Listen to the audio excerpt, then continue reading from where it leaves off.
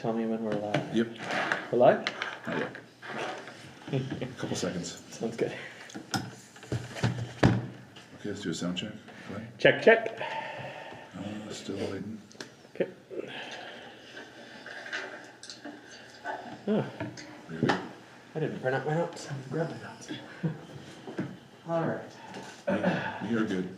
Well, as I was telling some folks here, I'm wearing a mask not because I'm eager to relive 5 years ago, but rather because I found out I have a hand, foot, and mouth this week, sounds disgusting.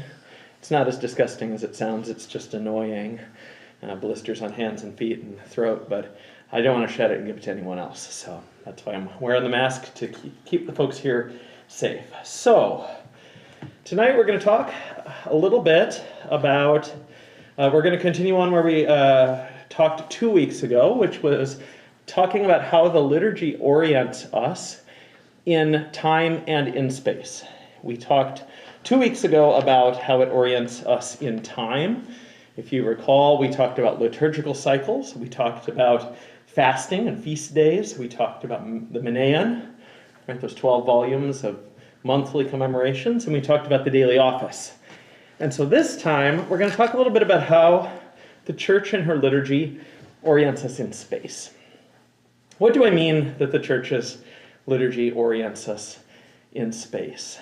I don't mean like out there on the USS Enterprise or something. I mean just in physical, material location.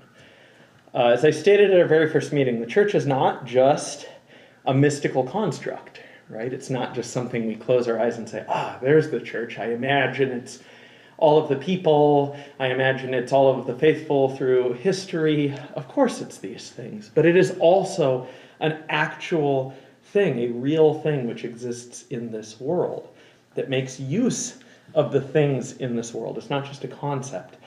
And as a theological aside, I just have to point out, especially if any of us are coming from, perhaps as I did, an evangelical kind of Protestant background, kind of just the generic Christianity of today in America, we have to be really careful that we don't just slip into a form of Gnosticism, really, or crypto-Gnosticism, that would devalue material and earthly things, even by just separating them into completely other categories than spiritual things, right? I think it's so easy to do as Christians to say, well, there's this invisible and spiritual and mystical realm, and that one is more true and more real and greater than the material world, than the earthly world, than the world in which we live, move, and have our being, and we have cultures, and we're all of these things. There's one reality that we believe in as Christians, not two realities, and we're not seeking to escape this one, to move to or escape to another one. That is not Christianity, quite frankly. That is Gnosticism through and through. Christians were already debating that worldview and refuting that worldview at the end of the first and the beginning of the second century. It just seems to have reared its ugly head again in our own day and age. Yeah, go ahead. I had mentioned this in our last Thursday's men's group discussion, but... Oh yeah, you guys are reading one about the one-story universe, so yes, exactly. Right, but there was a remark that Father Elijah had said, which was, every Christological heresy is recapitulated as a heresy of what the church is. Yes, And, it's very true. And then that is Christ just God? No. Is the church just the what you think of as the church? No, he's a man too. It's a building too. Yes. It's the community and the people and the structures. Yes. So that heresy is just that heresy. Yes, I think that in the church we also get really cagey when we start coming into contact with what's been called the scandal of particularity. You know, it's easy for us to conceptualize of, a universal Christ the teacher or a universal Christ the Savior. But when we start talking about how God became a specific Jewish male in the first century in Palestine, that starts to offend people. They start to say, oh, well, surely we don't, it can't be that particular and that common and that, but that's exactly the theology of the incarnation, right? That God has entered into this world fully to become one of us, to become the stuff of this world, as common as, this book, as common as, any of these things, while still remaining God. Right? That should scandalize us. We should stumble over that a little bit in our brain. But if you've noticed that the Orthodox Church takes the material world and matter, which is what the material world is made up of, very seriously, you'd be right. And I think that's because we take the incarnation very, very seriously.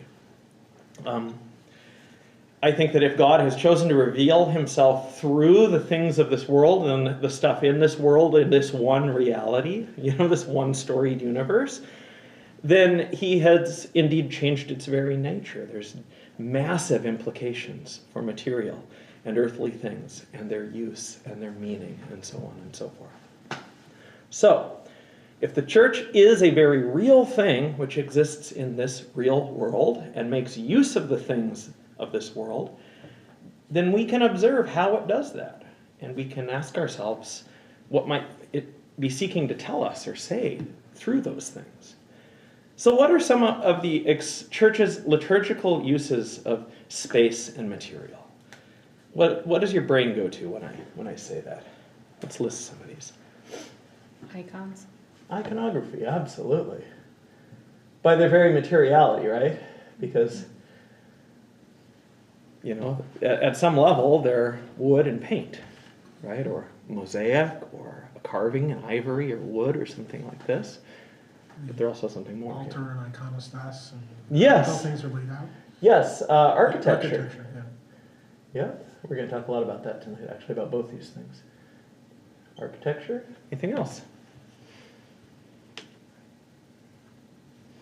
Like the sensory Okay. candles or Candles. What else? Incense. Yep, candles.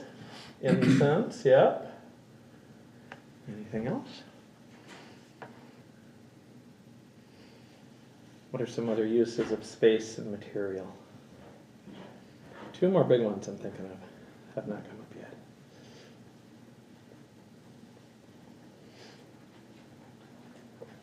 Hello and welcome. Well, there's the chalice and the communion. Okay, so what we might call liturgical implements.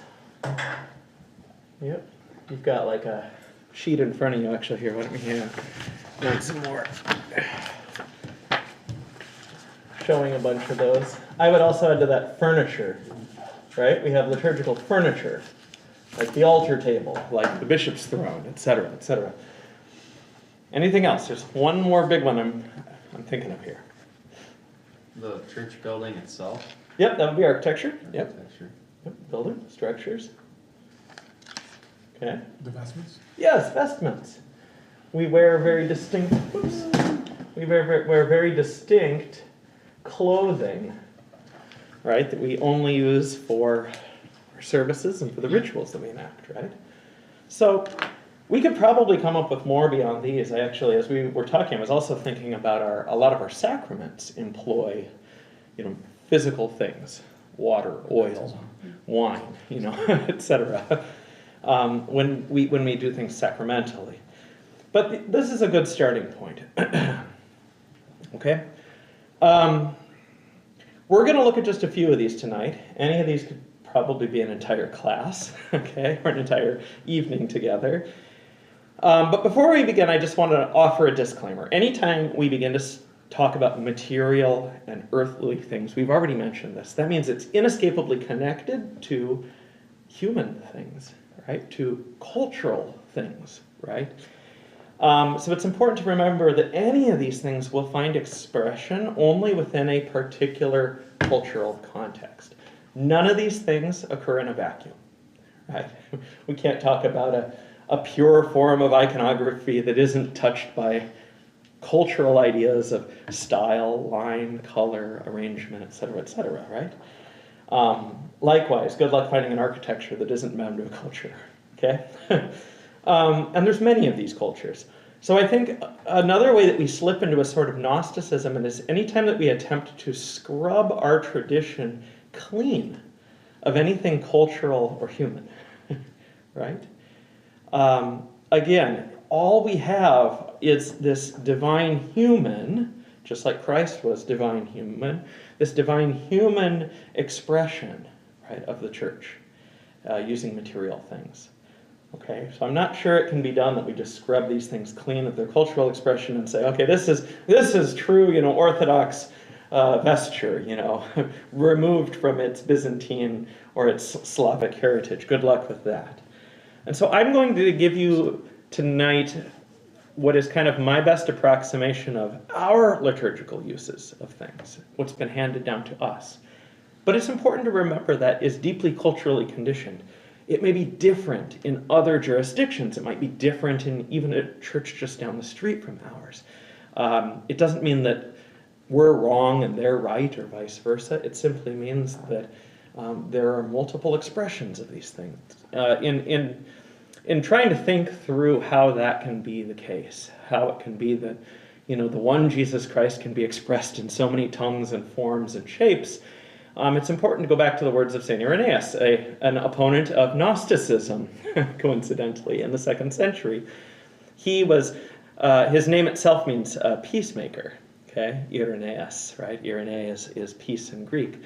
And he was refereeing between two different Christian communities that were accusing one another of doing the wrong thing. They each claimed they had the right practice, this time regarding the dating of Easter. And he said to them, our diversity in practice, that is, the fact that we do things differently, confirms the truth of the matter.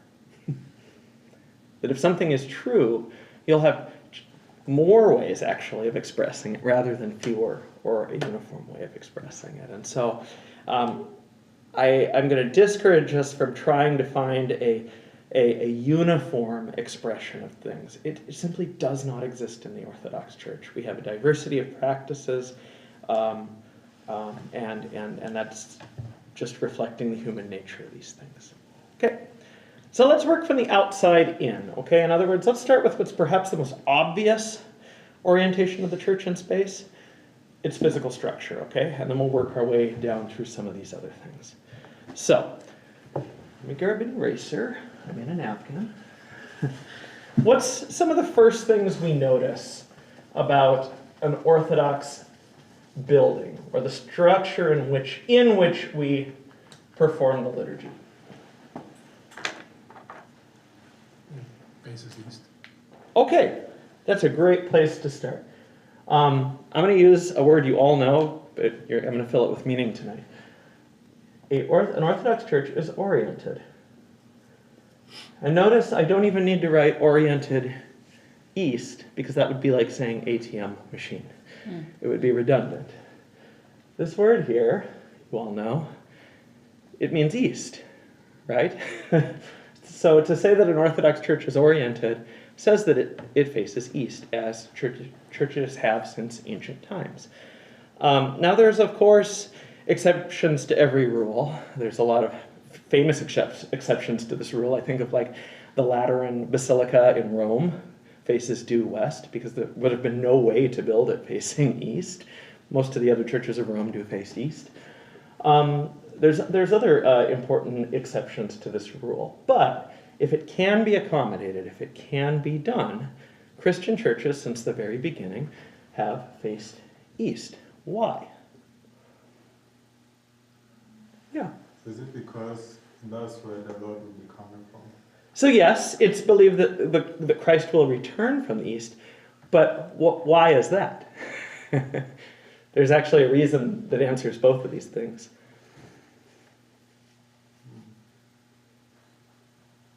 Does the sun rise from the east everywhere?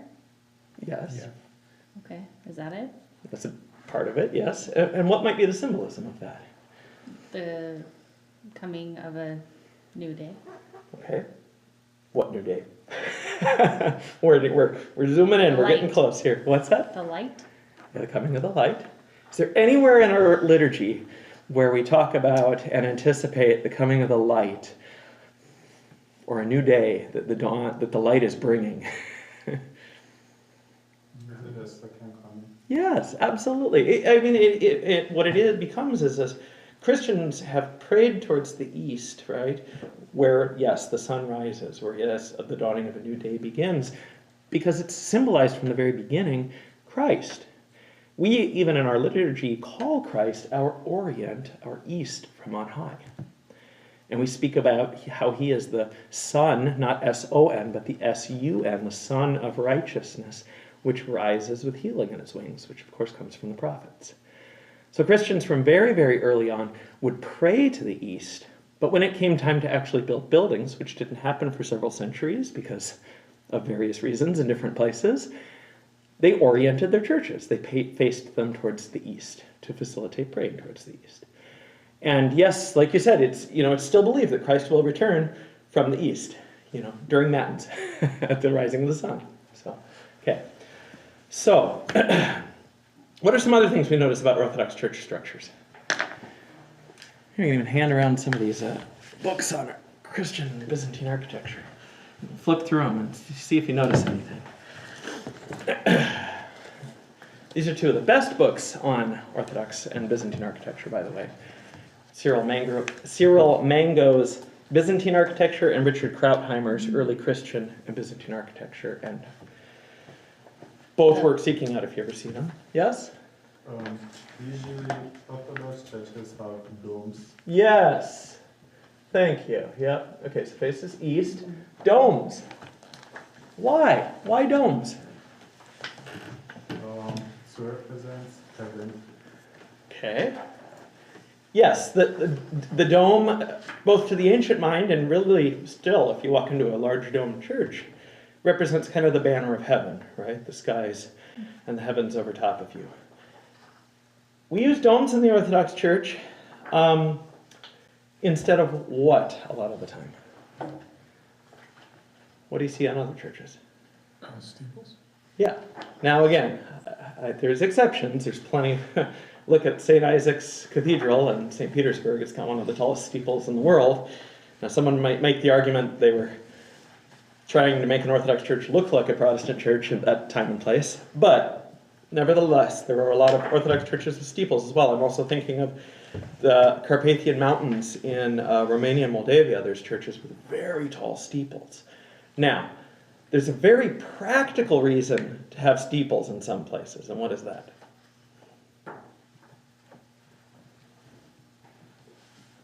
What's a practical reason to have steeples? Maybe in places like I just mentioned, the Carpathian Mountains, the north of Russia. Snow and roof. Thank you.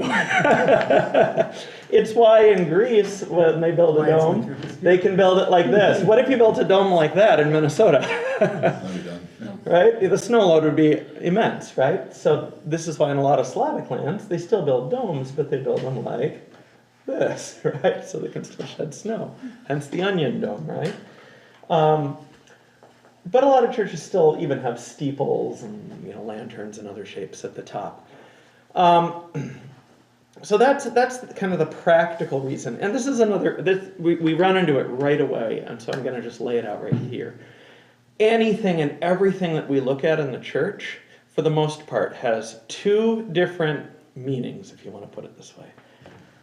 One, that was probably the primary and first reason, is always immensely practical, right? We think about something like, I think about, what did I put down here? Oh, the great entrance in the church, right? Where we come out, we carry the gospel book, and we go around and we go back in. Initially, in the great church of Constantinople, the Hagia Sophia, the great entrance was the point at which all of the clerics would come out of the altar and they would meet those bringing the gifts from a separate building that sat on the north side of the church. And the emperor and his family would come down from the imperial loge on the second story, and that everybody would meet in the middle of the church and they would pray and make a grand entrance together.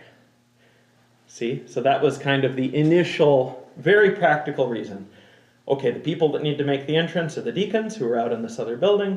They're the bishop and the priests who are in the altar, and they're the emperor who's up in his loge. Okay, so they put together this ritual, this pageantry that had all of them meet on the floor and make the entrance together to bring the gifts to the altar, okay?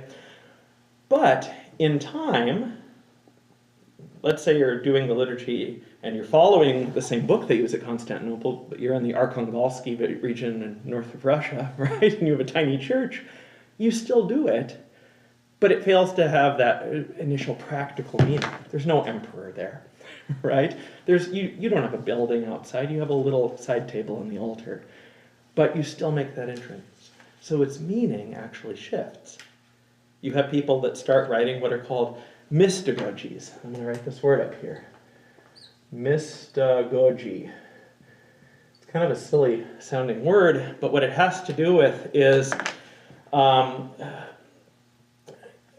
people in time would write these theological handbooks that would explain every little movement or thing in the liturgy and attach a symbolic meaning to it. Some of one of the most famous mystagogies is that of St. Maximus the Confessor, where he spoke about how each part of the church corresponded to a different part of the cosmos, and in fact to a different part of the human kind of soul and mind, okay? Those are mystagogies, okay? And they're later applied meanings applied to, these rituals and these rites. That doesn't make them less true or less right. What it does, though, is I think it shows us that it's you and I as human beings that are meaning-making creatures, right? And so if these rites and these rituals have any meaning, if the shape and the size of our building and the way we use it has any meaning, it's you and I that see that meaning and apply it to it, right? And so just important to keep that in mind, rather than to search for some sort of universal, unchanging, meaning that dropped out of heaven upon us, right? We build these things. We build churches, we paint icons, etc., to respond to the saving acts of God towards us, right? And so we can expect to find some human meaning encoded in these things, okay?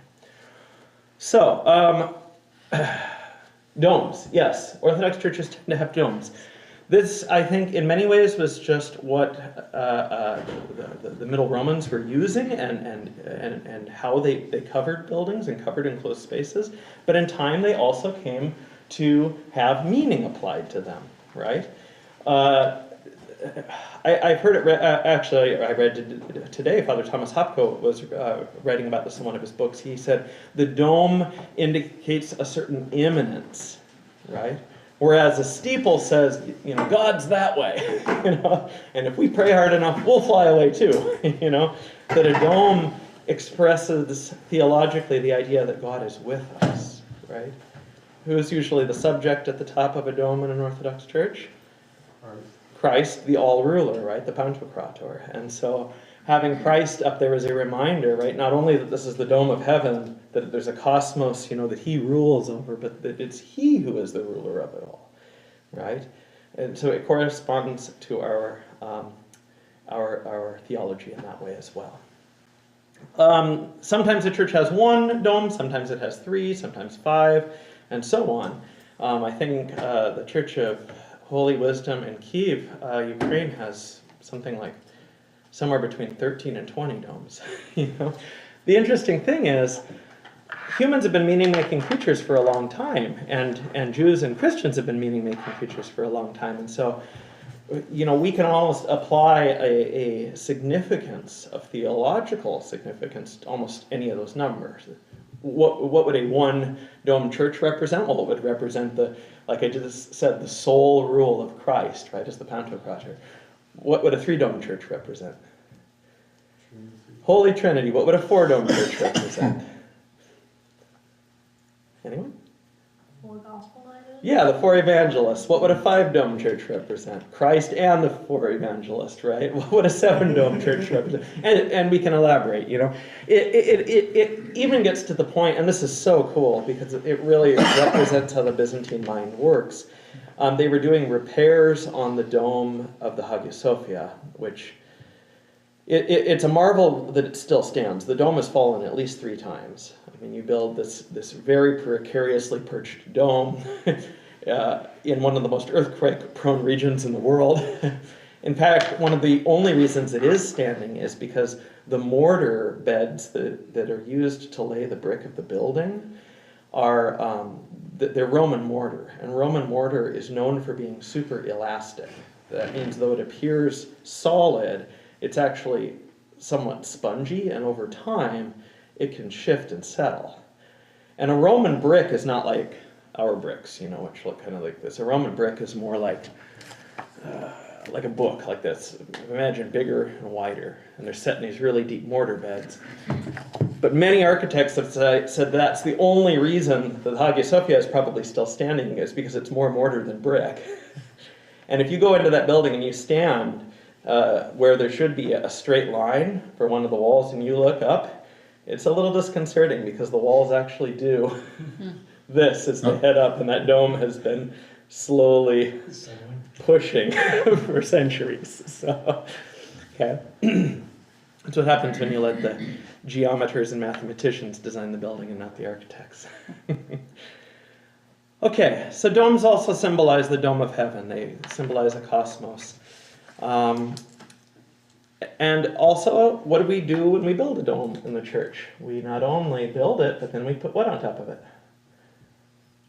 A cross, yeah. So whether it's a Greek-style dome or, a Russian-style dome, there's usually a cross atop it. We'll make this one a Russian cross. Okay, so why is that important? Why do we place crosses at the highest points?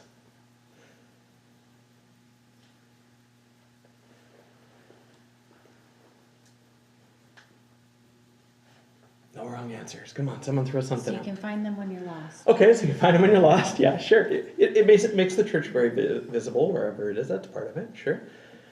Has anyone ever seen maybe a picture of a medieval king holding something that looks like this? Or watched Monty Python? It's also known as the Holy Hand Grenade. It is not the Holy Hand Grenade, okay? This is what is known as the Globus Cruciger, okay? And it is an image of the earth surmounted by the cross. It's a symbol of Christ's domination, which is always ironic because it's usually some, ruler, human ruler holding it. But it's a sign that he's been given authority, right? But probably by the church, probably by, the ecclesiastical authorities to rule kind of in the place of Christ. But this image is ultimately an image of Christ's dominion. Well, if we just simply erase the bottom of it, we can see that's the top of the Orthodox Church in many ways. So it's a symbol of Christ's dominance and rule over the earth, okay? All right, here's another question. Anything else we want to say about Orthodox churches in particular, or in general, just from the outside? I got 2 more things I'm going to ask about after you guys volunteer any other information.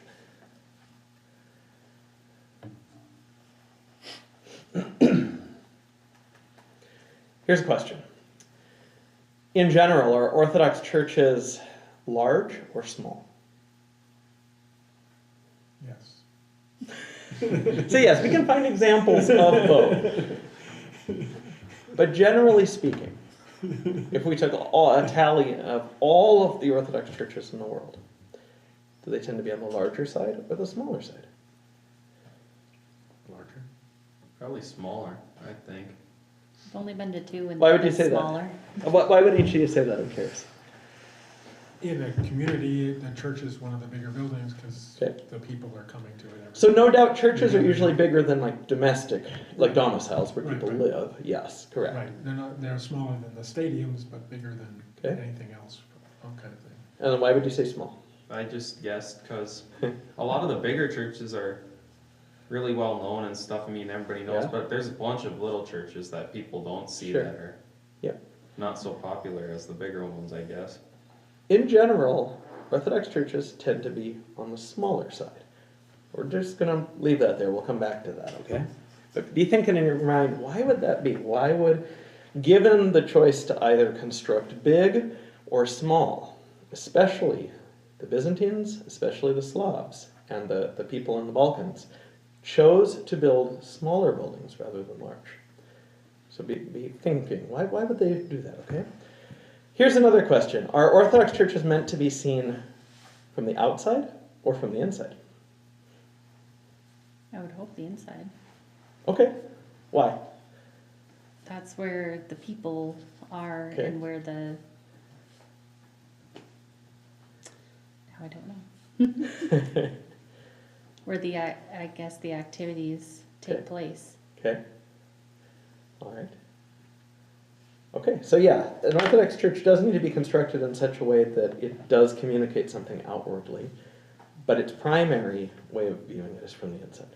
I mean, look at the, look at the Hagia Sophia. We probably shouldn't use that as a representative example of churches because it's kind of a white elephant. But even then, if you look at the building itself, before the minarets were added by the Ottomans, it kind of looks like a pile of potatoes, right? It's just lump, lump, lump, lump, lump, big beautiful dome on top. But you can't really see the dome from the ground. Most of the nice views of the building are ones that have been taken by helicopter or drone or something like that. I remember someone actually commenting, an architect at one point, thank goodness the Ottomans did add the minarets. It added a sense of balance to the building. Otherwise, it just kind of looked like a pile. Well, that's because churches are meant, first and foremost, to be seen from the inside, okay? As we keep talking, we'll discover why. Okay. What are some other things we can say about the church? Another thing we can say is that they often have and prominently display bells. So let's apply our twofold meaning. What's the immediately practical reason for bells? What do bells do? They let the community around know church is starting. Mm-hmm. Yep. Stop watering your chickens. We're so used to this and this, right? And having the time. And imagine what it was like before you had a clock, right? In your home or on your wrist. The patterns of worship, the worshiping life of the church, the liturgy of the church, in fact, dictated at what part of the day you were in, right? And what was to be happening at that time. They marked time and the seasons. Also, bells, at least in the Orthodox tradition, are rung in very specific patterns at certain points in the daily office and the liturgy, so that people that even are not at the church could still join their prayers to the people in the church at specific times, like the elevation of the gifts, or the singing of the hymn to the Theotokos, or so on and so forth.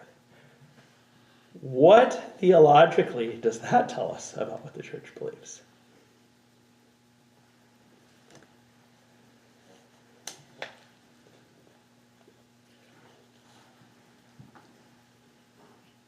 Time is important. Okay. Sure. What does it tell us about people in or outside of the church building, though? Yeah. There's a question. Yeah. Um, There's someone has his hand up. yeah, well, it's just, what is the topic for tonight is the question. We're talking about how the liturgy situates us in space.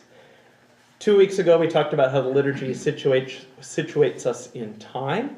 Tonight, we're talking about how it situates us in the material world, this reality. I think, personally, if you're ringing the church bells to let people that can't be at church know what's going on, there's no sense of exclusivity between those that are in the church and those that are not, or those that cannot be there. That's reflected in our prayers. Every time we gather for worship, we also pray for those that cannot be there for honorable reason, right? I think the church has always recognized that the thing is, it lives and exists in a society in which people have reason to be at church and reason not to be at church, for lack of a better way of putting it. And it prays for both. And it invites people to pray, not just in the church, as though that's the only place our prayers can be heard by God, but in all places and at all seasons, right? So someone could even be out in their field, working. They couldn't make it to the liturgy that day. Water The and the church, chickens. yes, the church still makes provision for them. That's saying something. That's amazing. Okay. All right, let's jump to the interior. Anything else we want to say about exterior of churches? We've got those 2 books. Feel free to flip through those as we're talking. There's so much about Orthodox church architecture I could say. I'm really, really flying at 30,000 feet here.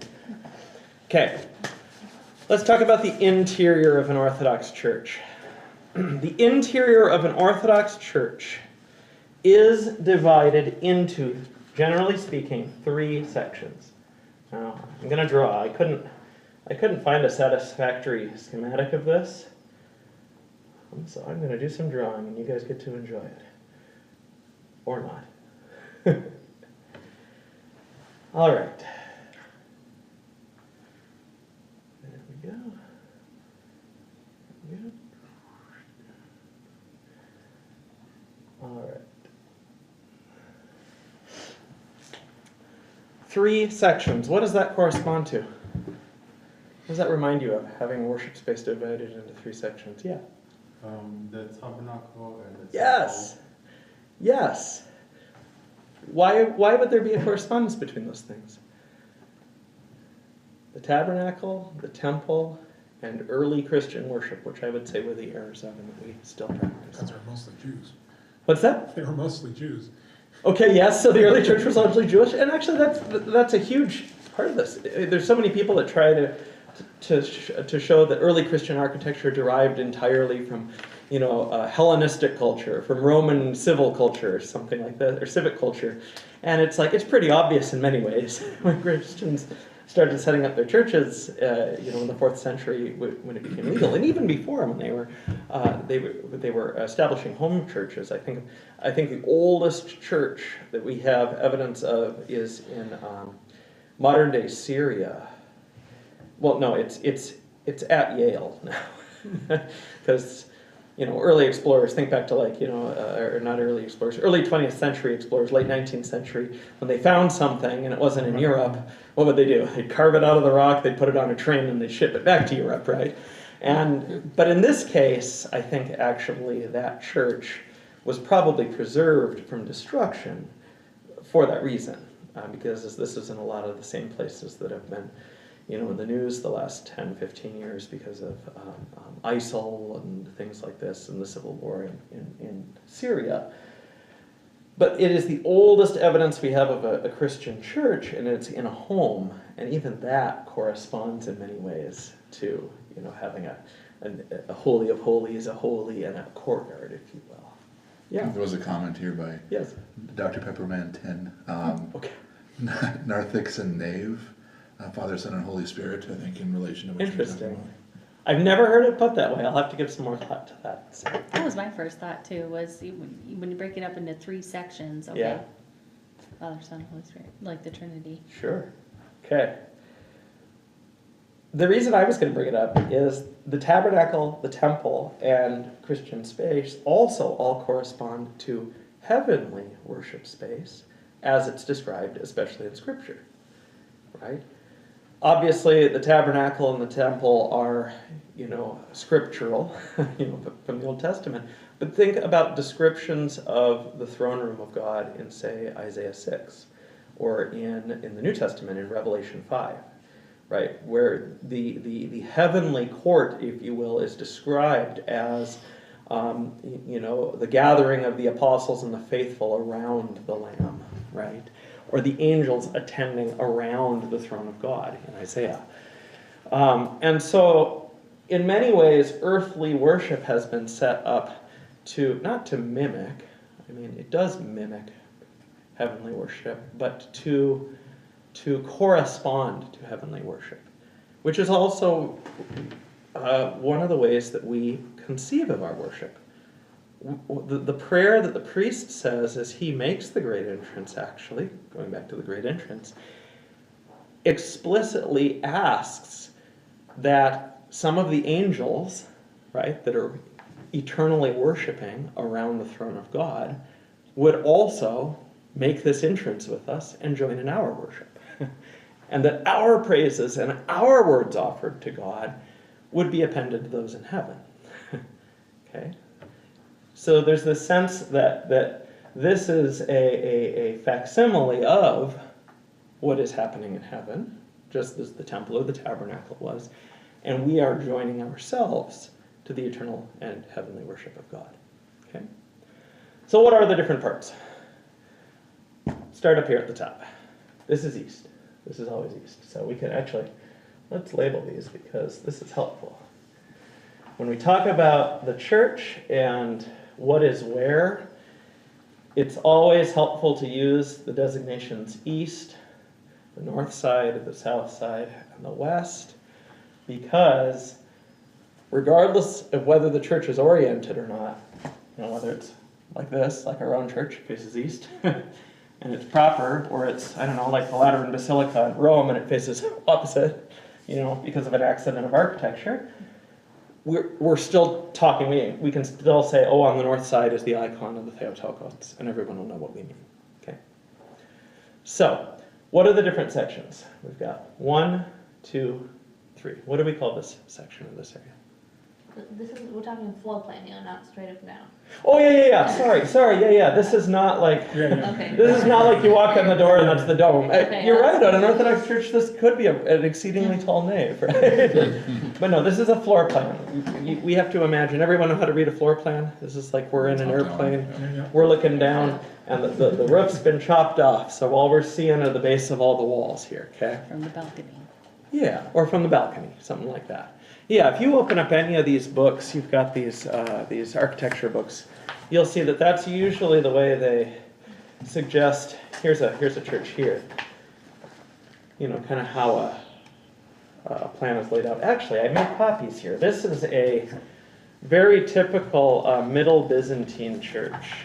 This is in Istanbul. This is the Mirialeon, the Middle Byzantine church. But you get a sense, this is what's known as a floor plan, or floor plan, and this is what's known as, I believe, an isometric view, which is like a cutaway.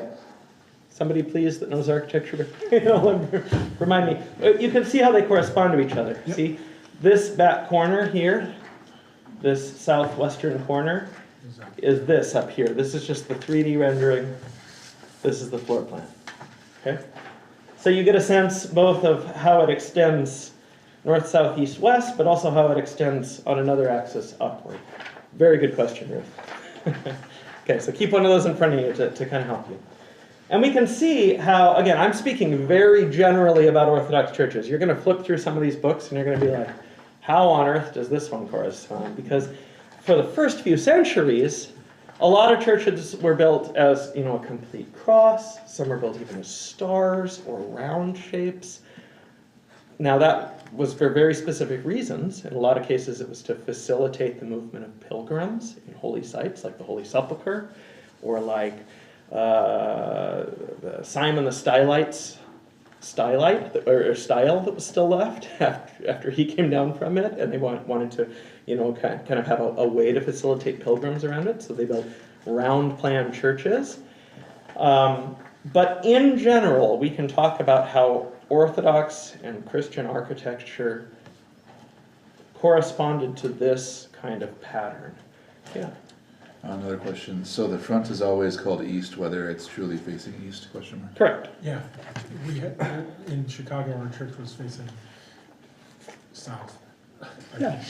But we called it east inside. Yeah, and sometimes you just have to do It's that. just, it was not built as an Orthodox Yep. church, it was a Catholic church, and Yep. we purchased it, and Yep. there you go. Yep, we were very fortunate that Yep, this rotate church the did church. face east, and so we do face east. The sun rises in the right spot at mountains. Inside, it was east. Seminary, the seminary I went to, St. Vladimir's, they built their chapel, and the site they chose was right into a rock hill. And so you have a choice. You either build it facing into the hill and walk in here, or you dynamite away half the hill just so you could make this, huge U-turn to get into the church and have it face east. Well, of course they chose the former. So, all right, so let's name these areas. This is what's known as the altar. Okay. Now, right away, this might be confusing because this word altar also refers to a specific piece of furniture, right? The table that sits in this area, but it's also the name of this area. For that reason, sometimes people call this the sanctuary as well. Okay. Anyone know what this area is called? Nave. The nave. Anyone know where that word comes from? Navy. Yeah. Navy. And I'll let you So it's vote. a ship. Yes, exactly. Why would we call the main body of the church building a ship? Navy Ark. Say more. I mean, it's the vessel in which we were saved from the flood. It's Yes. and even you'll see, at least in Western churches, you'll see a lot of baptismal fonts that are eight-sided for that reason. Yes, exactly. Oh, you'll see that in the Orthodox Church too. That goes very, very far back. What'd you say about the baptismal? You'll see, because there was 8 souls saved on the ark, and so you'll see baptismal fonts with 8 sides, octagon-shaped Yep. fonts. It also represents the 8th day, which is also the first day and the eternal day of the week. Yep. And what do we call this area here? Narthex. Narthex. Yeah. So these are kind of complex and jargon-filled sounding words, but the narthex is basically the porch or the entryway. The nave is the main body or the whole of the ship, if you will. And then we have this area that's the sanctuary, the altar. Okay. What is between the altar and the nave? The doors. Yeah. Okay, so there's doors. So there's doors, yep. Right here. But this is the iconostas. Okay. And then, what is this thing called? It's very small in our church. It's just kind of a step that was there. We have plans to build it out more. Anyone know what this is called? This has a name. Actually, it divides into 3 parts. The whole thing is sometimes known as the bema, but this part right here is known as the ambon, and these sides are known as the kleros. Because in some churches, and kleros actually means like choir or reader's stand. Because in some churches, this is actually much elongated, or it's wider, and there's a full stall, for the reader to stand in or the choir to stand in and sing upon, okay? In our churches here in North America, in a lot of places, the kleros, or the choir stand, has been moved where? The loft. To the loft above the narthex, right? Because befitting the idea that the choir is supposed to, be professionally trained, and then this is more of a performance than something we participate in. But this is also the reason why in a lot of Orthodox churches, this one included, we've tried to move the choir back to the front where it properly belongs, because they are leading the people in worship. They're not putting on a performance from behind. It's really nice, music we have here. What's that? Also, the idea of angelic choir.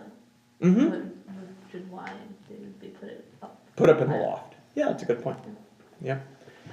But again, that puts us in the place of startled shepherds, right? Listening to the angelic hosts rather than being tempted to join in, right? So, there will be an icon screen in an Orthodox church between the altar and the nave. Now, again, these vary so wildly, right? Everything from the rather open style of iconostasis that you'll see, those actually probably have more in common with the more ancient ones than the wall ones. It's been found now in a lot of the churches, especially of Constantinople, which were kind of the model for Orthodox churches, that the iconostas was actually a low chancel barrier. It was something about the height of this table. It was carved out of marble panels with pillars between them. And only in time, now there might have been curtains, between to kind of, delineate sacred space, but only in time did that seem to be a convenient space to put, or place, or shelf to put icons on, right? And the icons became associated with this barrier. But what would have been the initial and practical reason for having a low barrier around the altar? So I've heard it was a fence. Yeah, like a fence. Fence to keep animals out. To keep animals out. Now, I've never heard it that way. Like if you're going to bring your offering in kind, you can't have a chicken wandering around. Yes, but also, as I understand, at least from the Middle Byzantine period on, animals weren't even allowed into the narthex. So why would we need to worry about animals up there? It'd be similar to have like a communion rail in a Western church. Sure. So Okay. That's the explanation I heard at one time. It's close to the explanation I'm after here, which is, does this delineate any different functions for each of these three? What do you do in each of these places? What are each of these areas for? Let's come back to that question in a moment here. You had a question. Oh, yeah. My question was in relation to the knee. So, I think you related it to the ark. And with that, I wanted to know why, is that the reason why on Sundays, when you're processing with the gospel, everyone comes to the middle? Ooh, I think they come to the middle because they don't want to be in the way as we walk. But it's also because when we bring the gifts, and we'll get into this as we talk in further weeks about the liturgy, that offering is not an offering only made by the clergy, right? It's, this is where Hagia Sophia will be helpful.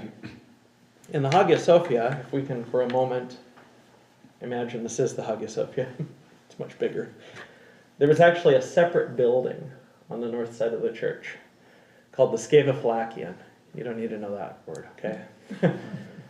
But in the Sceva Fallachian, when people came to church on Sunday morning, they would bring with them offerings, okay? Not just one old lady that would make the bread for the church, but everyone would bring the most basic foodstuffs. They would bring loaves of bread. They would bring wine. You know, we think, oh, wine, like that's, how fancy, But in the ancient world, where water was often suspect, right, and could give you anything from dysentery to tapeworms, You would add wine to it to kill the germs. you would add wine to it to kill the germs, or you would just drink diluted wine at every meal, Right.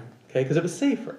And so you would be bringing with you to church these most basic foodstuffs, but making your best offering.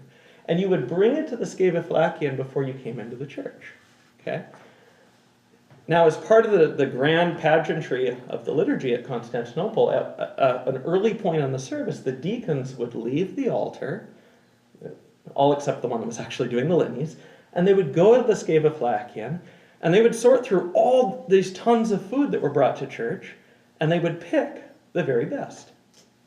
And those were the ones that would be used for the liturgy. They would be brought to, there would probably be a priest out there, and he would start doing the service of proscomedia, and he would use the best and finest offering.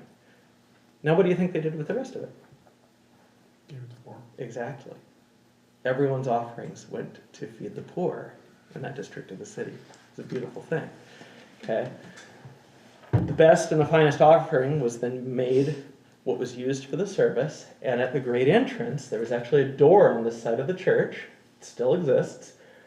They would make their way out of here and into here, right? The priests would come down to here, or the bishop would make his way down to there. And this is very Byzantine, okay? We don't do this anymore. The emperor would come down from his loge, which was on the second story right up here, the box seats. He would actually descend with his family and come here as well, Another scandal. right? And we don't know whether he actually went into the altar or simply came there to, nod approvingly. But there are mosaics at Ravenna that show Justinian and his wife carrying the gifts and bringing them to the altar, right? And so you had this grand pageantry of, the religious and the secular, the civic side of society together entering into the altar and making Now, the I sections. heard sometimes the great entrance, which is between the, you know, the antiphons and the beginning of Yes. the service and. Also happened outside the church. Right, Yeah. they would, you know, all the Byzantine churches in Yes. in the neighborhoods, they would basically process around the block. Yes. And mix with the other churches processing, they might not go back to the same church they started at. Yes, this is what's called a stational liturgy, and it was very common in the city of Constantinople, where you had lots of churches in one spot. You would begin begin the liturgy at one church. It's kind of like have any of you done a progressive dinner before? Right, where you eat the appetizers at someone's house, and then you go and eat the salad at someone else's house, and the main dish at another, and dessert at someone I think else's. it's like a bar crawl. Bar crawl is like it. Okay, yeah, something similar. Except A little less. food rather than liquid dinner. Okay, it was a way of doing this. It was a way of elevating the liturgy on like a massive feast day. You know, let's say like the liturgy of St. George or something. So it wasn't every Sunday, it was like on feast days. Yeah, perhaps. But again, a lot of the stuff, all we have is like the service books and maybe an anecdote of a pilgrim or Right, two, and we're trying to reconstruct exactly Word of what mouth happened. is hard to get from those people. Yep, but there is some evidence that those early antiphons were used as they walked throughout the city, collecting people to go to the churches, and then the great entrance would have actually been an entrance into the church, which makes sense because what's going on there? Well, the priest is, or the deacon is carrying the gospel, and then he goes in and he sets it on the altar. Now, we still have it in our liturgy, but it's vestigial, and it seems kind of strange because we just pick up the gospel from the altar, we go out, and go right back into it's like a cuckoo clock, you know. And then go right back in and set it on the altar. It seems strange, set in the context of its ancient precedent, it makes a lot more sense. So, what are the uses of each of these areas? What is the altar for? Practically speaking, let's talk about practicality first and then theological meaning, okay?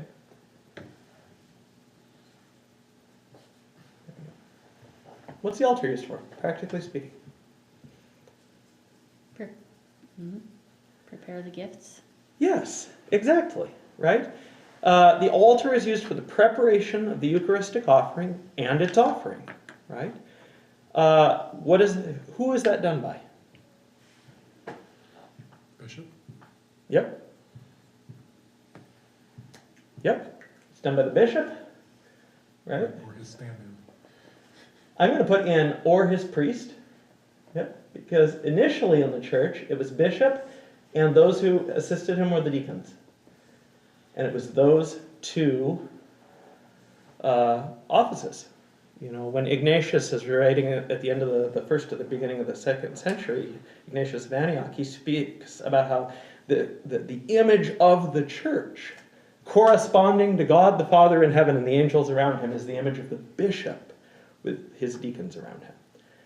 Right? It was only later that this office of presbyter, right, was developed, this idea of the priest that served in the place of the bishop, because the bishop couldn't get to everywhere he served, right? So, yes, properly speaking, the altar is for the preparation of the gifts and the offering of the gifts. That's done by the bishop or the priest and his deacons.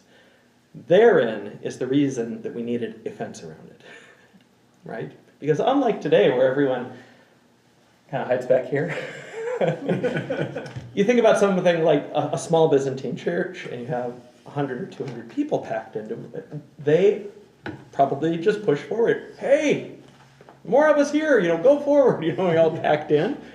And so an obvious problem presented itself because they still need room, right, to do these things without people crowding around, leaning on the walls of the altar, things like this. And so, very practically speaking, the iconostas was a rail to say it was for crowd control. Maybe animals too, I don't know. That wouldn't fly now. Okay. Also, altar servers, right? We should probably put that up here too.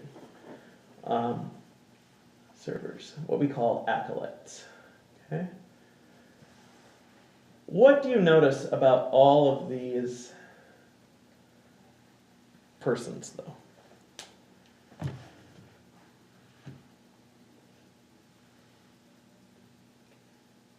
Well, except the altar servers are ordained. Well, even acolytes are ordained too, Okay. even if they're ordained to a lesser order. Okay. I mean, we don't tend to do that now. A lot of times because we want to warrant inclusion of women, and so we don't want to say we're ordaining you because that's kind of like the first step to the priesthood. But nevertheless, these are ordained Okay. ordinance, right? You have to be ordained to enter into the altar. Now, this might not be the time or place, to enter into a discussion of, why the all-male priesthood and stuff like this. That could be a huge time suck. If someone wants to talk about that another time, we could. But suffice to say, the altar is a place for very few people, right? I've heard it said it's not just only for men and not for women. It's mostly not for most men as well. It's only those that have been ordained to serve in the altar that are to be in there. And even like in my own case, I don't just go in there to hang out or read a book. I go in there to perform very specific tasks, and then I leave again. Because it does correspond in many ways to the Holy of Holies. We go in there to make the offering, and then we depart, thanking God that we've been preserved. Okay? So, also, if there are any other rooms off the altar, if you look at your sheet here, you see that this is what's a typical Byzantine construction. It's called a cross-in-square church. Now, it might just look like, I don't know, a network of dots, but if you just took a marker or a pen and you did this, you'd realize these 4 pillars are necessary to hold up the roof. See those 4 right there? And there's usually a dome, the main dome over top of them. You can see them up here. Okay, actually, in this church, those 4 have been moved outward, and they're supporting 4 half domes and then a full dome on top of that. You're getting kind of fancy here. But if you then take those 4 domes and you do this, you see that describes the shape of a cross. And that's why this is called a cross-in-square church. Early on, Christians just simply built churches that looked like crosses. They had a big long wing down here, a big wing over here, wing over here, wing over here, and usually a martyr's shrine right in the middle. But over time, architects got smart and they said, it's a lot easier and it encloses a lot more interior space if we just do this. And it's still a cross. You still get that sense inside, but you have more room. So when you do that, you end up with these kind of secondary spaces. So in this church here, this would have been the altar, everywhere from here back, okay? But you still have these 2 rooms right here. And these are what are known as pastaphoria. It's kind of a silly word. It sounds like Rastafarian. Pastaphoria. And pastaphoria have very specific uses. They are of one of 3 sorts. They're either a room for the keeping of sacred vestments, which is called the vestry, for the keeping of the implements and the materials needed for the liturgy, which is called a sacristy, or they're simply for all of those things, plus more. Maybe with the deacon changes or something like this. Then they're just known as diaconia, or they're known as, I've heard them called like a treasury or something like this, just where you keep all the things for the liturgy, okay? The solea, this part, this whole thing, what's called the solea or the bema, that's also for the clergy's use, right? But it's also kind of a place in between. It is a place in between, and it's the place from which these lead the faithful in worship, right? So that kind of describes all of the altar complex. We have the altar. Oh, one other thing I need to point out. This spot right here, whether or not it is adorned, whether or not it has a bishop's seat, is what's known as the high place. Every time and any time any of these cross that space, you'll notice they stop and they bow, they make the sign of the cross, and then they move on. That's because this spot above the altar represents the throne of God, right? The altar itself represents the throne of God. That space at the extreme east end of the church is a particularly sacred spot because it represents the throne of God or the footstool of God. I've seen churches where the iconostas during the preparation of the gifts for communion and communion prayers and stuff, there's like curtains pulled and there's no visibility from the Yes. from the nave to the altar. Yes, and I failed to mention this when we were talking about iconostases. Like a Holy of Holies kind of thing. Yes, that some iconostases are more transparent and permeable than others. Right? It seems the most ancient ones were completely transparent. You could see everything that was going on inside. Over time, remember that word mystagogy that I brought out earlier? Yep. Over time, and as clergy and lay kind of developed into their own separate subsets, right? And what was going on in the altar became more and more detached from what was going on in the nave.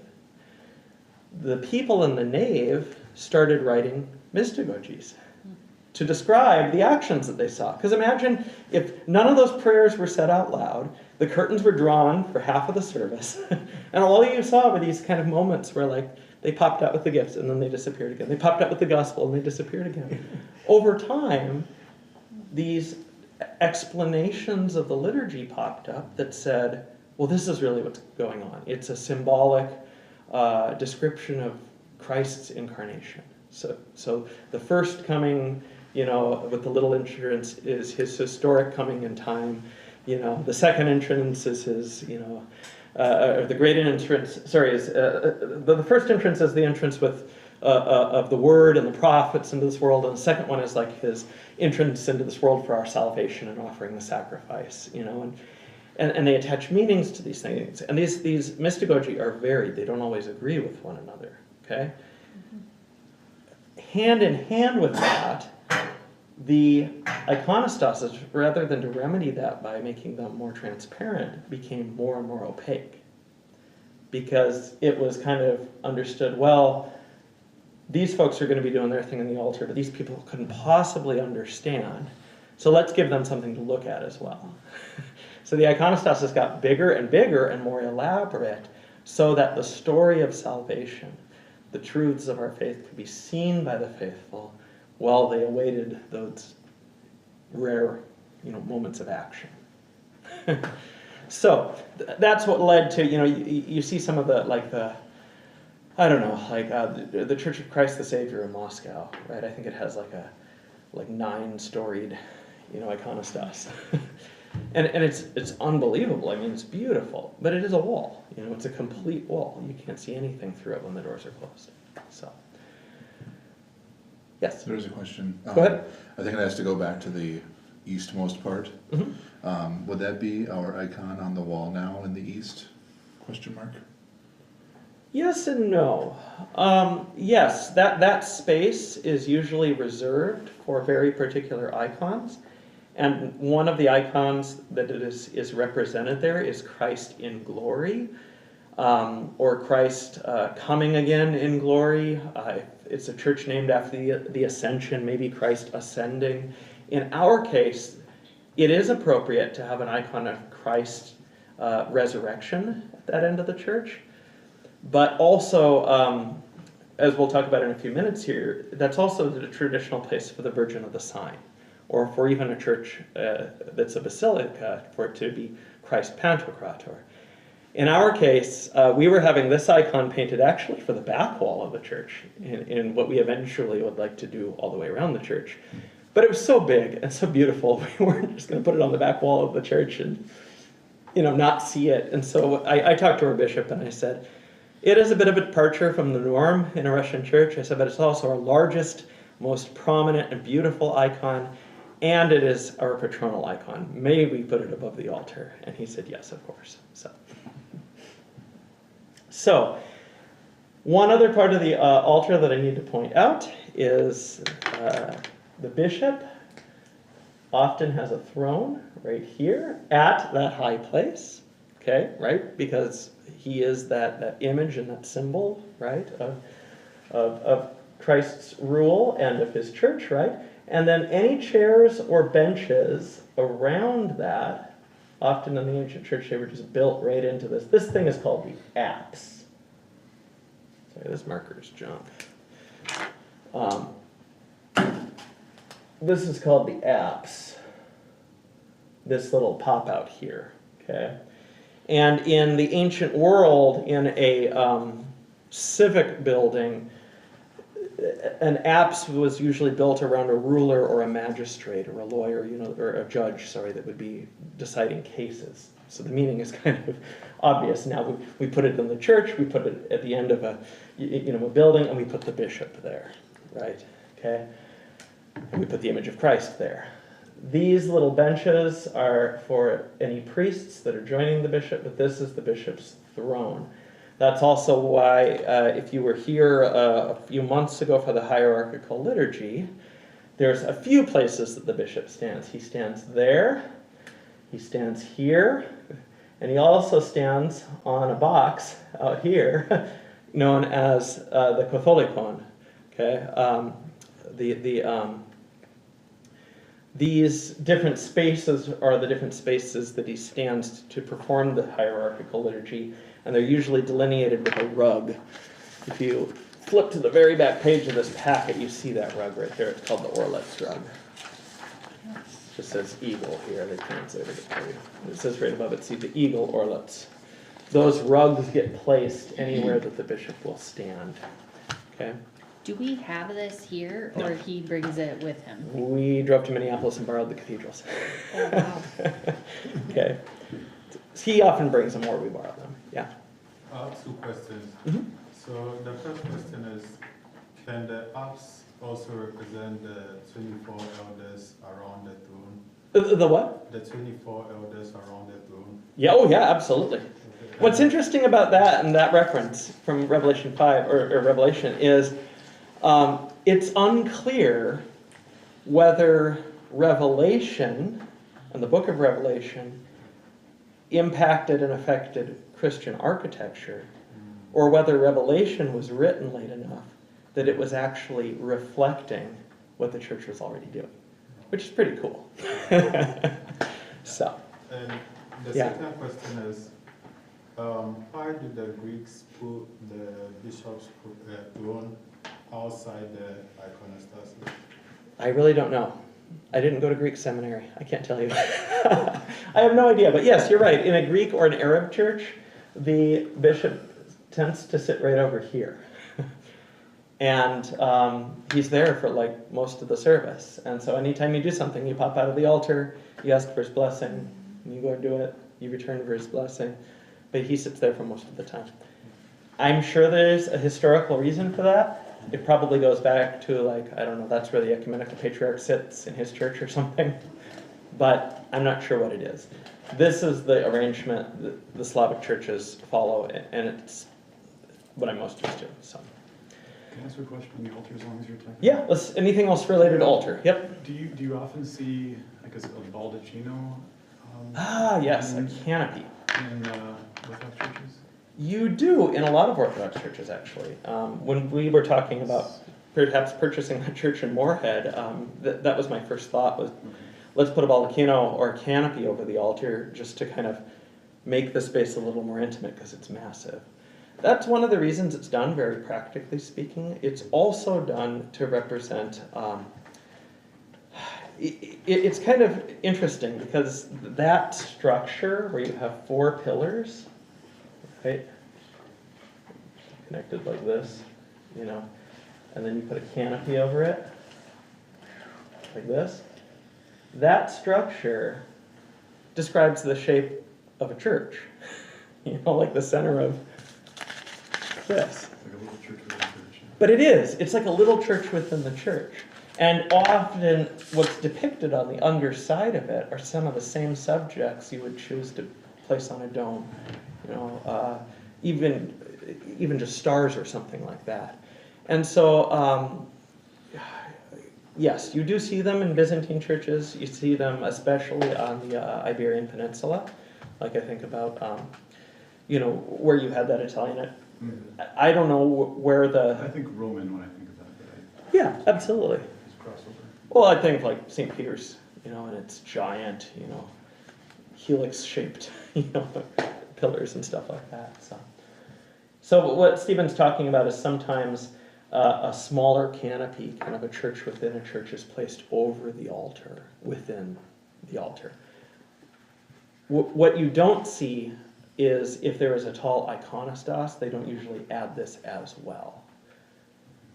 And I've even heard speculation that at some point, maybe in the West and the East, there were like curtains and things upon this, again, to kind of delineate a sacred area within an area, But if there were curtains, they're long gone. It might be A lot of these places. also older churches. I was at a Catholic church in the Philippines once. Mhm. It was open on the sides. There were birds up there. Oh, yeah. Maybe it's just to keep Maybe it's stuff just off. to keep yeah. the birds Well, and off. I had heard that, yeah. Birds from dropping stuff on there. There's I think it was in one of these books. I'll have to look for it, but there was a reconstruction. Yeah, here we go. Of what it likely looked like, and one of the ones had a canopy. I'm not seeing it here. So anyway, I'll have to look for that later for you, One Stephen. of those practical reasons. But here, actually, this gives us a good description of kind of how those low chancel barriers worked, and you might have to hand this around. But you can see how it wasn't a wall. It was like a lower kind of partition between the two spaces. So, all right. So, what is the nave for, practically speaking? These things are kind of easier now. What's the nave for? Worship. Yeah, it's the largest part of the church. It holds the body of the faithful, right?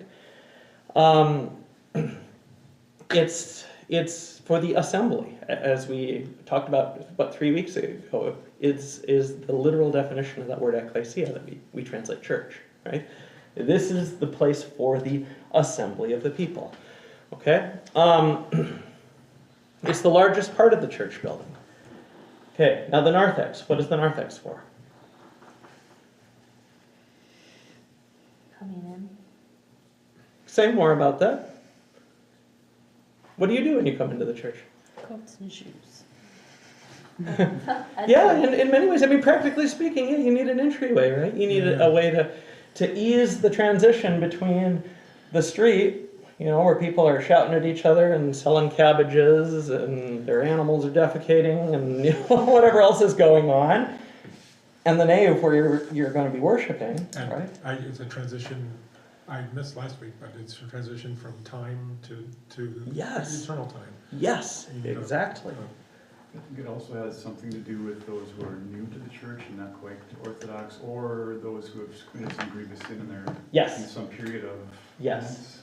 So if this is for clergy, this is the area for the faithful, then the narthex historically was the place for, we just named them all, catechumens.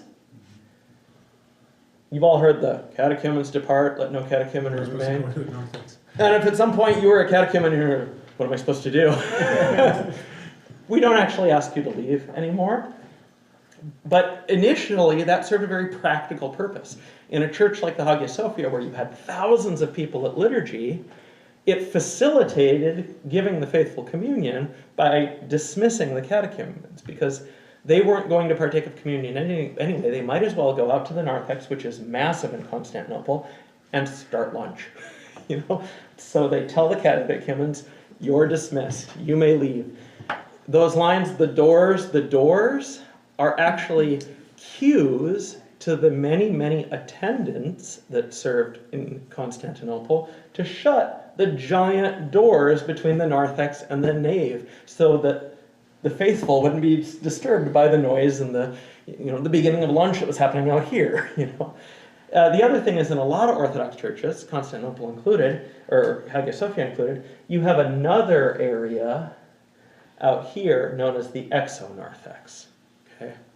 The exonarthex is an outer narthex. In a lot of churches, it's a colonnaded porch or a plaza, right? Somewhere where you can, it's kind of the hall in the ancient church, you know. So, With the part of the narthex, or I don't know, in another church that I was in, they had the icons mhm. in that area rather than how we come in and up to the front. Yep. But I feel like it was before you even went into the nave, it felt like. Yes. It was So in- let's talk about that real quick. We'll talk about where icons are found in specifics in a moment, but we put our icons up here because that's what's done in the Slavic tradition on two stands, right? But you'll notice they reproduce the icons that are on the iconostas right here. That's simply for practical purposes because it would be very inconvenient to everyone serving in the altar, to Ruth trying to light the candles, etc., if everyone filed in and stepped up onto the ambon to kiss the icons on the iconostas, right? Never mind the fact that in a lot of churches they're just inaccessible. They're too high or they're too big or something's in the way. So we put up stands so that you can venerate that icon, in effect, with a more, conveniently located one, okay? But you're right. In other churches it might be different. Those two tend to be in the front in most American Orthodox churches. Sometimes you do find them further back. The other one is, where do you put the patronal icon? The icon for whoever's saint or feast day it is that the church is named after. In the Slavic tradition, it tends to be right in the center of the church. Okay? And that's for a very good reason. We'll come back to it at the end, okay? Right beneath the dome, But in a lot of Greek and Arab churches, they put it either right here, right when you walk in, like we do here, or they actually put it out in the narthex, like on one side or the other of the door, or maybe right in the middle of the narthex. I found, practically speaking, at our church that when I followed the Slavic tradition and put it here, guess what point no one would stand in front of? Wherever this was. I even played around with it for a few weeks. I moved it up here, and guess what? People moved forward. I moved it back, and people moved back. And it was getting kind of ridiculous. So I actually just said, well, we're going to go Greek and Arab on this. We're going to put it all the way back here. And if everyone wants to stand in a single file against the wall in the back, so be it. And that didn't happen. So there it has remained. Okay? But yes, you will find different arrangements in different places.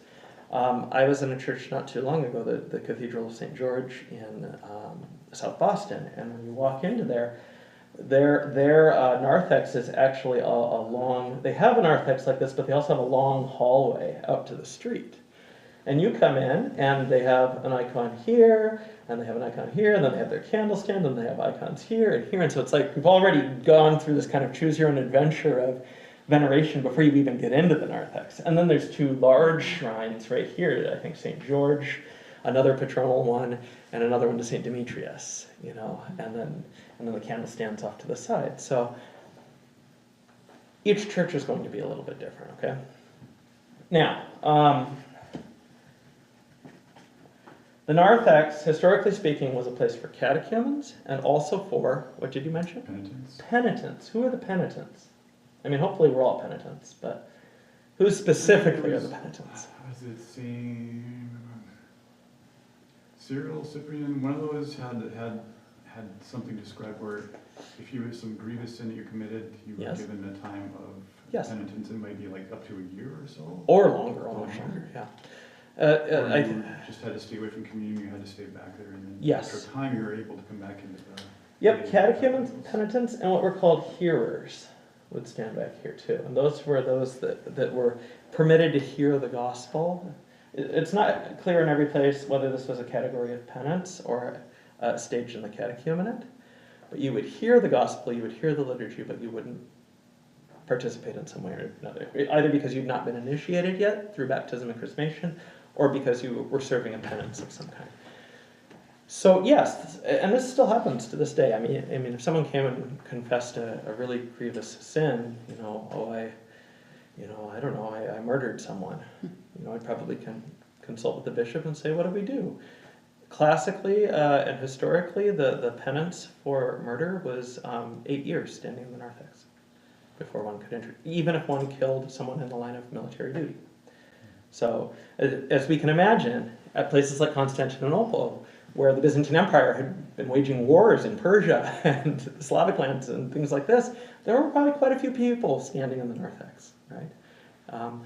And so it kind of forms an in-between place between the nave and the street. What you'll also notice is it is still solidly part of the church. We're not saying, oh, you're not part of the church. It's kind of 1 foot into the church. There are certain parts of sacramental services that are performed in the narthex or done in the narthex. There are certain parts of the weekly vigil. We did the vigil back at the Feast of the Cross. And you notice there was that part where I went back to the back door. That's because that part of the service is called to be done in the narthex. It's because at that point in the service, we partake of the food that's been blessed. And properly speaking, we shouldn't be eating a meal in the nave. We do so sometimes out of necessity. So we go to the narthex to take a little refreshment before we go back into the nave for matins. That's what's happening at a vigil. A wedding service is the classic example of this, right? People have said many, many times, we have no vows in the Orthodox Church. We don't exchange promises. But we do, because we exchange rings. But where do we exchange rings? Where do we make vows and make promises between families and exchange and do the betrothal? Doesn't that happen on the step outside? Yes, Okay. the narthex. Yes, it's either the front steps of the church, the exonarthex, the porch, the portico, the narthex, whatever your church has. You use that space rather than doing it in the nave. I thought that was because of more, it was more like, That was because you of what? got married elsewhere, and then you came in to have your marriage blessed, as it were. Yes. So what we're picking up on there is the same thing, because marriage was not initially a Christian institution. It was a Jewish institution. It was a Roman institution. But the church said, yes, we can still bless this. So a lot of times, yes, people would have gone through whatever folk rituals, family rituals, civic rituals, whatever needed to be done. But then whatever that had been done out in the world it was brought into the church to be blessed, to be crowned, right? And we have a vestige of that because anything and everything that is not the crowning is done in that first part of the service, in the narthex or on the back steps of the church. Then we bring it into the church and we crown it. So yeah, you're absolutely right. Mm-hmm. Here's a question. Should catechumens stay in the narthex then? Question mark? No. It feels a little bit disingenuous to dismiss catechumens in a day and age where anyone who wanted to see what was actually going on in the altar could just pull up any number of videos on YouTube and watch it. Okay? So no, that's not our official. And again, it's been demonstrated that in the places where that was the practice, namely Constantinople, because that's where liturgy comes from, it was largely a crowd control mechanism. It was because it becomes much easier to commune the faithful when, all of these can go to the back. We don't necessarily have that problem now. So, yeah. So let's talk about the symbolism of each of these areas then. What might be the symbolism of the altar? We know that practically speaking, it's where the gifts are prepared and they're offered. These are the ones that are doing it. But what is the symbolism of the altar? Sacrifice. Okay, so we have sacrifice. Let's write down some of these things. Yep, sacrifice. We are preparing and offering a sacrifice. What sort of sacrifice? The Eucharist. Yeah, well, but describe that, because my mind, when you say sacrifice, I imagine, the priest with the knife and the blood everywhere and the screaming of cows and cattle. We don't have that, as you've noticed. Yeah. So what kind of sacrifice is it? It's a bloodless one, right? Louis. Yeah, to commemorate the Last Supper. Okay. So yes, it does have ties to the Lord's Last Supper. That's usually really obvious because in a fuller iconostas, there will actually be an icon of the Last Supper right above the doors of, the holy doors. which is always interesting because outside the altar, it's the icon of the supper, the Last Supper. And inside the altar, if there's a meal depicted, what is it? It's different. Passover. I don't know. Because this is Passover too. Yeah, yeah, Like if we're- 5,000 or whatever. What's that? When he fed the 5,000 or no. The crucifixion. And the two almost look indistinguishable from one another, but there are differences.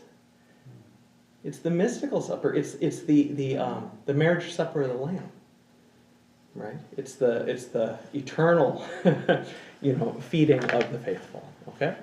Last Supper and the mystical supper. Yeah, I know this one says mystikon because it says o ais mos o mystikos. So it says the mystical supper, but that's clearly the Last Supper too. Okay.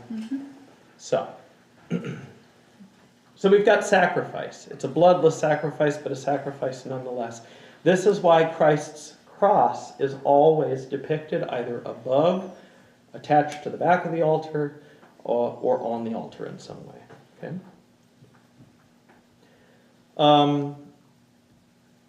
It's also why the image upon the altar on the antimension. Do you guys know what the antimension is? Flip to your first page. They've given Western names to all these things, so it says corporal. But this is the antimens. Okay? If you go down to the bottom paragraph there, you see it says antimens. This is a piece of cloth. It's a yellow piece of cloth in our case. Okay? Upon which is printed the image of Christ's entombment, right? And the four evangelists. Also usually has, the instruments of his passion on it as well. This serves several purposes, this piece of cloth, okay? It on a very practical level, has the blessing of the bishop actually written on it. He's signed it, he's dated it. He's said, you are authorized to do liturgy upon this piece of cloth, okay? But also, it reminds us of the sacrificial nature of the Eucharist, right? Because Christ's body has been taken down from the cross. What do we set upon this cloth that makes that identity explicit?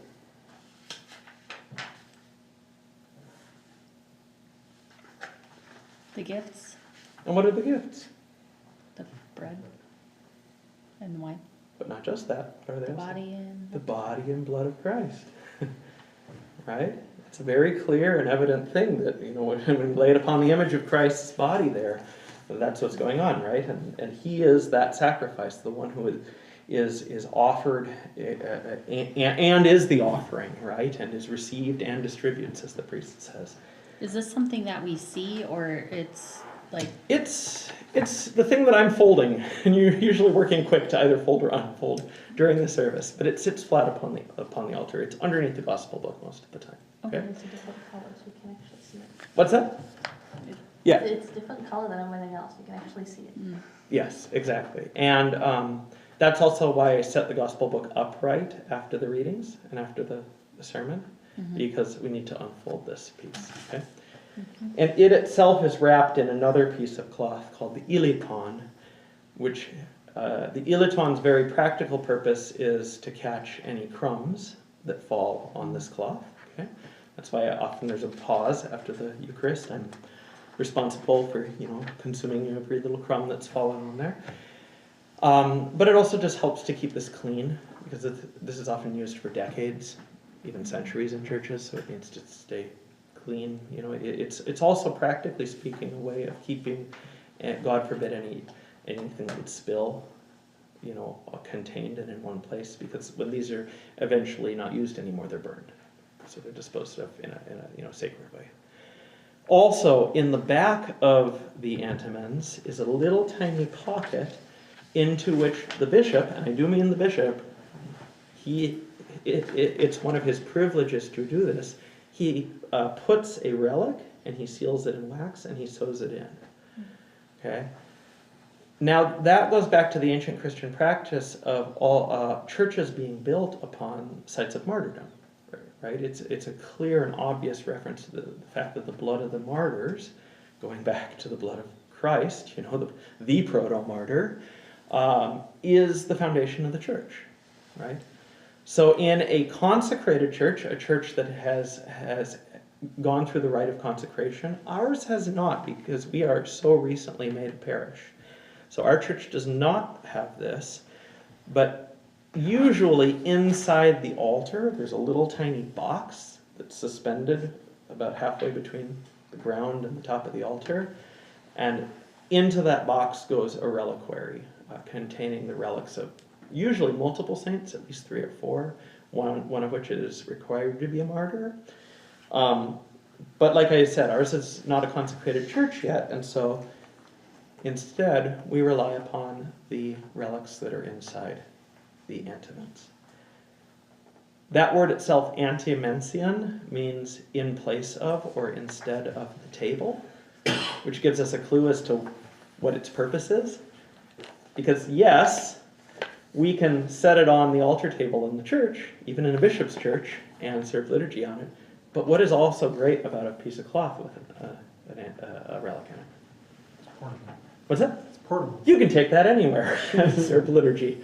And it serves the purpose of in the place of the table. I've actually talked to OCA priests that were chaplains in Vietnam, and they talked about how an antiments fit perfectly on the hood of a Willys Jeep. So they'd park the Jeep facing west, and they'd face east, and they'd open the antiments on the hood of the Jeep, and the Jeep became the altar. So. Does this come when you do liturgy, Yes. Okay. This is the last and most important thing I bring. So I pack up everything for the chapel, and then when I take off, usually my last stop is to grab this from the altar and put it in the car with me and go. So. And is it like one relic or several? It's one relic in these. It used to be St. Herman of Alaska, and that's actually where the relic for our kiot came from, because we retired our old antiments. They requested it back at the diocese, and I asked that we could retain the relic, and they agreed, and we enshrined it there. Our new one, usually it specifies, in our modern day and age, the bishop just writes in permanent marker who it is. This one simply says unknown Russian martyr. Okay. And when I asked about that, they said it was a martyr of the Stalinist purge in the 1920s. So probably just one of the faithful that was killed for their faith. So. All right, so we talk about sacrifice when we talk about the altar.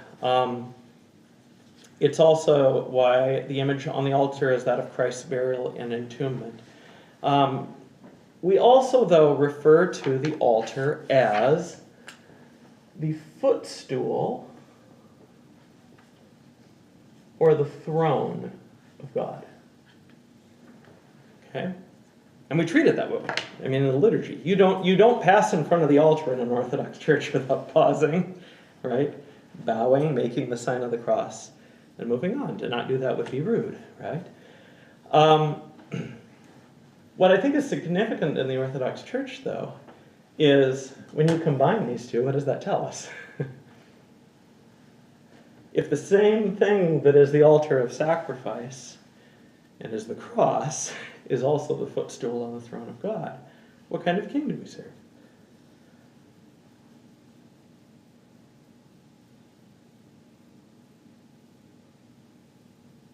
Eh?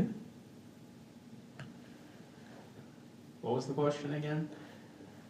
When we combine those two things, because usually you don't think of the place of sacrifice also being the throne of the king, but in the Orthodox Church they're identical, they're one and the same. There's a theological point being made here. Our king is a crucified one, and he rules from the cross. Okay? It's very clear in our liturgy. So, one other thing that the altar refers to, and this space refers to, is that of Eden or paradise. Okay?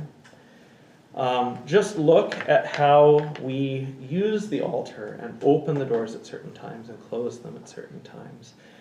Consider the Lenten cycle, right, where we go from, we close the doors and everything's penitential and plain, and we're clearly outside of Eden, right, and we're bemoaning that fact and our exile. But where are we making our way towards already at that point? We're making our way towards Pascha and the season of Pentecost, where we do what? All of Bright Week, we leave all of the doors open. There's unhindered access to the altar, right? So it describes in this sense, this kind of pilgriming sense towards the altar, our spiritual life, right? That our sin has shut the doors of the gates of Eden, right? And we are in exile, and that is lamentable. And yet, God, by his action on our behalf, has opened them again, right? And made us to partake of the tree of life, which is paradoxically the cross, right? Christ is its fruit. To bring all of this together, I think there's one prayer that's used liturgically. It's when the deacon is censing the altar right before the service begins, and he's usually saying it quietly, so you don't hear it. These are the words.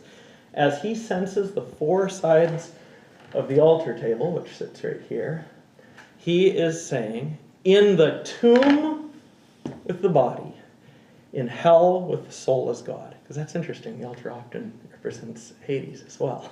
Okay? In paradise with the thief, and on the throne with the Father and the Spirit, wast thou, O boundless Christ, filling all things. Okay? All right. We already talked a little bit about how nave is related to navel. It reminds us that the church is a vessel, right? The ark of salvation. But also the nave is frequently cruciform, right? If a church is one like this, oh, here, I think I have another paper for you guys. Here it is. Here's a few other descriptions of churches, and this one actually includes the iconography. So you have a list, and you can correspond by code what the icons are. This is just 3 representative churches from the Middle Byzantine period. So the middle of the middle of the medieval era, the middle of the Middle Ages, if you will. These are 3 monastery churches. But you can see how, even though they differ from one another, and again, these are floor plans, they still correspond to the 3 basic regions, right? You have altar, right? You have a large enclosed nave with a dome over it, and you have an entryway. You have a very small altar at Daphne, and a very large nave, and an even larger narthex, okay? And then down here, you have a very small altar, pretty small nave, and then a very large narthex. So they're all variations on that theme. Does someone have my mango book, the silver one? Could you hand me that one real quick?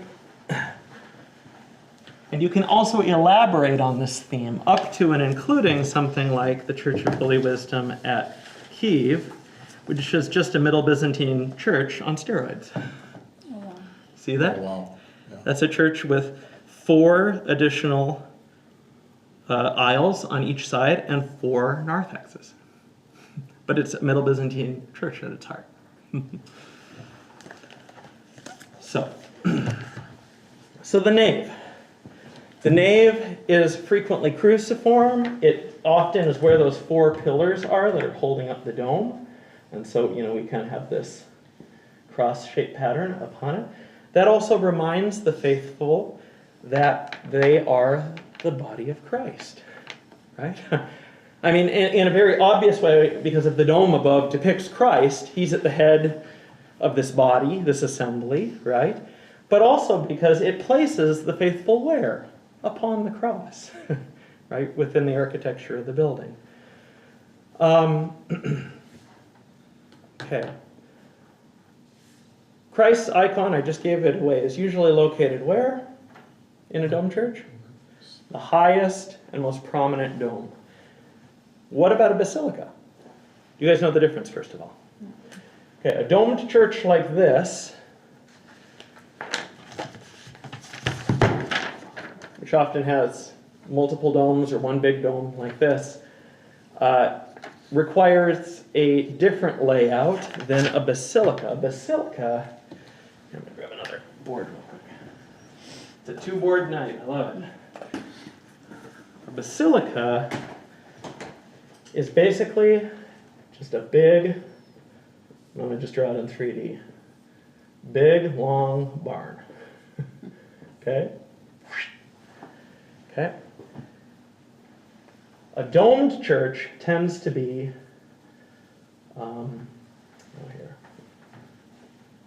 more like a square, because you need four, to make a round dome, you need four equidistant pillars to hold up that dome. Okay, now, again, I'm speaking in very broad generalities, but this tends to predominate in the east, this tends to predominate in the west. No one walk away from here and say, this is Western and this is Eastern. That's just not the case, and the art history record does not support that. But, generally speaking, we saw more of this in the East and more of this in the West. What's interesting is this is often chosen when it's built over a central spot, like a site of martyrdom, for obvious reasons. Because this is kind of like a dot, whereas this is more like a line, right? Architects have talked all day until they're blue in the face about the different thrusts these buildings have and how they focus your attention or move it in different places and stuff like this. So if you have a dome like this and other little domes around it, right, and that's how you're building your church, and you put Christ up here, where do you put Christ in a basilica? At the front. Yeah, exactly, on the eastern wall, right? Because this wall back here becomes the most prominent one. So Christ is usually depicted here, right? Like in our church. Our church is a basilica, right? As a lot of Western churches are, as a lot of just churches are. And so where should Christ be in our church? Well, we're not going to put him on a side wall, or something like this. You're going to put him at the very end. Or you're going to punch out a part of the roof, and you're going to build a lantern, and you're going to put him up in there. Okay? What's the second most important spot in either of these churches?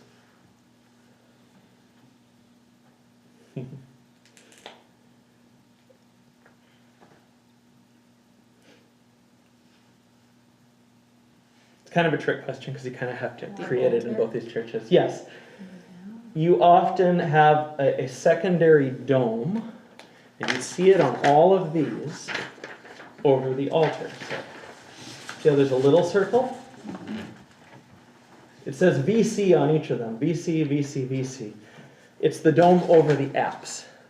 So even though you have a church like this, it's not like it's centrifugal and you're just going to look at all the different walls at different times. You still have a thrust to it. It still faces east.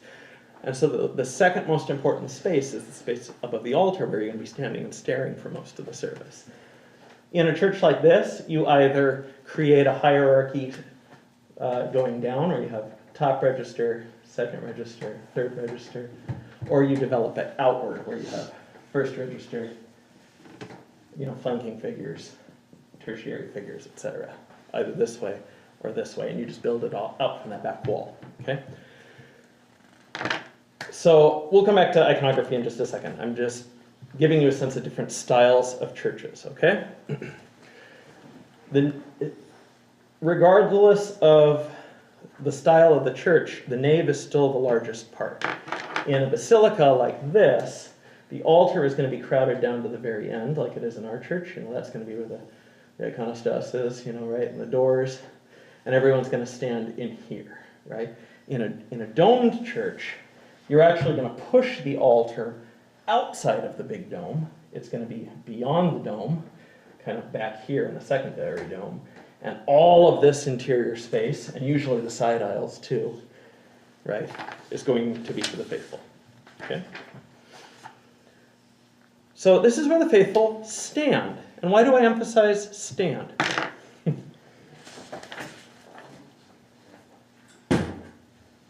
Why do I say stand? Yeah, I love how Hapgood put it. So this is from Isabel Hapgood. It's a manual of liturgical instruction that was published in 1922. It's probably still the most straightforward and best resource for what we do in the OCA and the Slavic tradition. It comes from older Slavonic books that she translated into English in the 1920s.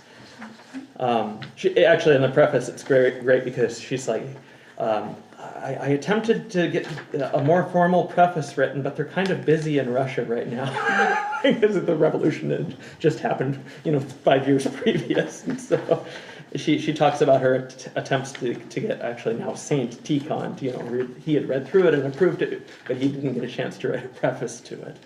So, but if you skip to, where is it, the third page maybe in here? Yeah, skip to the fourth page in my packet here. It says attitude. Only two attitudes are recognized as befitting the house of God: standing and kneeling. That's also scriptural, right? There are some moments of the service when sitting is proper, but usually it is tolerated only as a concession to physical weakness. On Sundays and feast days, with few exceptions, the rubric of the church does not permit kneeling, that is, reverences to the earth. So really we're talking about standing or prostrations, right?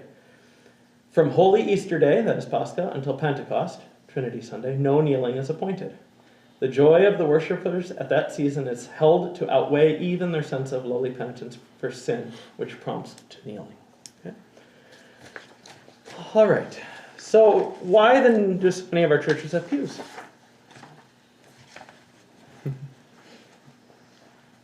Especially here in North America. We like to sit. Yes, we're a sedentary society, that's part of it. Okay.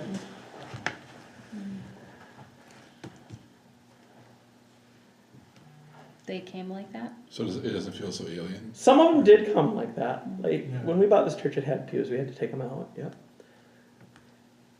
Quite honestly, it's cultural accommodation. It's, Orthodox people that knew better came to this country and they said, you know what the Johnsons have in their church down the street? They got pews. Let's have this organ thing. Let's get one of those. That's So, too far. but pews, quite honestly, didn't even exist in any church until the advent of the longer sermon, right? When all of a sudden the focus of the service became listening to a 45-minute lecture rather than actively participating in the liturgy of the church, right? You needed a place to sit back and take that in, right? I mean, we still sit even during the sermon. We just sit on the floor. But there's definitely a difference, right, between standing ready and partaking actively of something versus passively taking something in. And just practically speaking, we believe that in church we're standing before the king, before our king and our God. You stand before the king. You don't sit before the king, okay? And they get in the way of Orthodox worship. All right. If it's a cathedral church, there's something in the middle called cathedra, right? Literally the chair, but meaning the chair for the bishop. Sometimes located here, sometimes located here, sometimes located here in the Greek and Arab tradition. Okay. Also candle stands, places to put candles and other offerings. The narthex we talked about is the entryway of the church. It's an in-between place.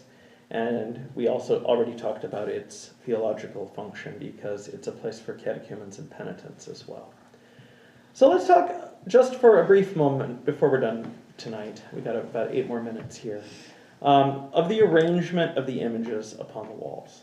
Okay, what we're talking about when we talk about the arrangement of the icons, we don't just put them up haphazardly. At least they shouldn't be put up haphazardly. Anytime you have more than one icon in the room, you have to arrange them in some way, right? They have to be in relationship to one another, right? And what we're talking about there is programming. That's what's called programming. Every church that you will walk into has been programmed by someone, okay? And that especially applies to these ancient examples, okay? In addition to the iconographer, in addition to the person who, that is the person that painted the icon, in addition to the person who paid for the icon and probably chose what its subject was, there was no doubt another person, hopefully theologically minded, that said, we should put these together in some comprehensible way, okay? So when you put icons in proximity to one another, they either speak to one another, right? I'm not meaning like magically, I'm just saying like meaning-wise, they speak to one another, right? They draw out the meaning of perhaps a liturgical action that happens near them, okay? Or they contribute to some overall sense of order within the church, we've already been talking about ordered space within the church, okay? So the icons themselves contribute to how the liturgy shapes space, right? And uses space, right, to speak to us. Now, I can get in real trouble here if I don't point out that programming varies wildly, okay?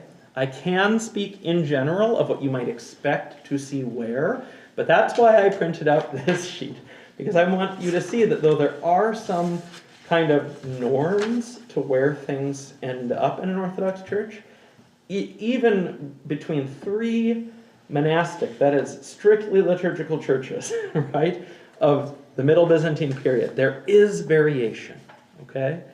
Different churches have different programs, different theological aims. Their imagery may not conform to a generalized scheme, okay? Generally speaking, we've already spoken about what one could probably find in the central dome of an Orthodox church, and that is what? Christ. And specifically Christ, the Pantocrator, yeah, the all-ruler. That's what that means. Panto, right, means all or every, and krator has to do with rule, right? So he is the all-ruler. He's depicted in half bust, right? Half up, and he's holding the book and he's blessing, right? He's coming in judgment, right? What's interesting here is Daphne depicts Christ Pantocrator. That's what CP stands for. If you go over here to the key, Daphne has it there, and it is still there. I was confused because I thought Hosius Lucas also had one there. And I looked it up, and it indeed did have one, but the dome fell down in an earthquake. Oh. And when they reconstructed it, they painted it on rather than mosaiced it on. So there is one to this day It's painted. there. It's not a mosaic. But you see, the instinct was even, oh, it fell down, let's put it back up. Likewise, Neomonia Anchios, this church at the bottom, which is a tiny and very elaborately adorned church, it was an imperial project, also had one, but its dome fell, and when they put it back up, it's unadorned now, it's just a plain dome. So, but that would be the place for it. The secondary What's dome adorned and unadorned? has an image or does not have an image.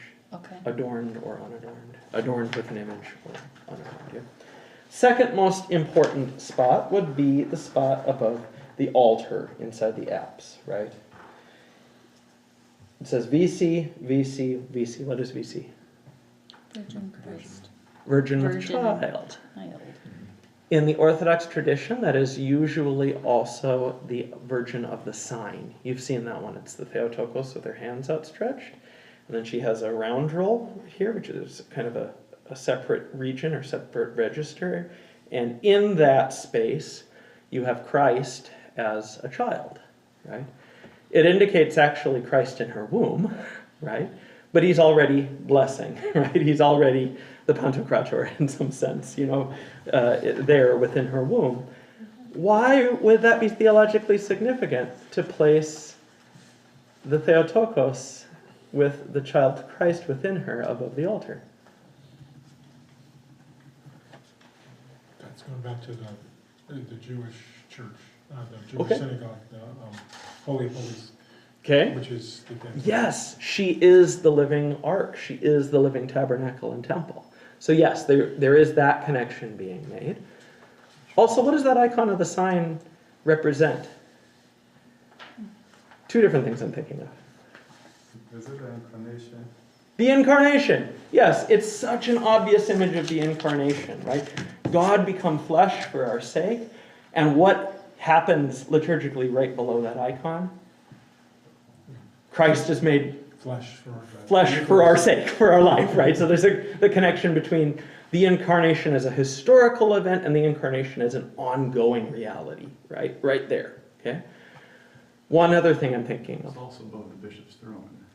Okay, yes, say more. So it would be. That's one I didn't think of, but you're right. Christ seated on the throne in a sense. Yes, Whereas Christ, or the bishop being the image of Christ for us, also seated on the throne. but I can tie this into my third too, because when we sing hymns, when the bishop is standing in the middle of the nave and we're vesting him, what are all the hymns about?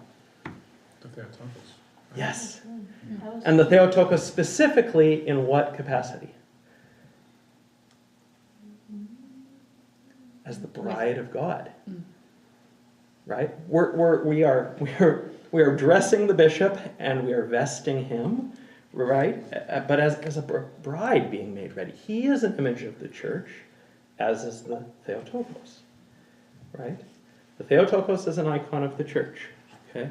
And so that's all made very evident when he sits below that icon as a representative or an image of the church. You know, going back to Ignatius, who speaks about where the bishop, is, where I can't remember how this should be most properly translated, but he speaks about where when the bishop is gathered and the church is gathered around him, that forms this image. Where the bishop is, there let people gather for where Christ is, there's the church. Yes, exactly. Okay, speaks of his role as that exemplar of the church, of that representative or that image of the church as well. So, first dome, Christ, our most important position, because we obviously have to translate this to a basilica-style church. Second most important spot, the Theotokos. Now let's imagine you have a church like this one that has a high dome. It has a dome above the altar, but then it also has these four other, or maybe, on some churches up to, 6 other domes around it. What do you do with those ones? Like you said earlier, with the gospel, authors of the gospel. Yeah, so if it's 4, it's usually the evangelists. What's nice in a cross and square church is usually have 4 giant pillars, and those often even get named after the evangelists. They'll be like Matthew, Mark, Luke, and John, and their icons will be at the top of them. Often in a Byzantine church, the space between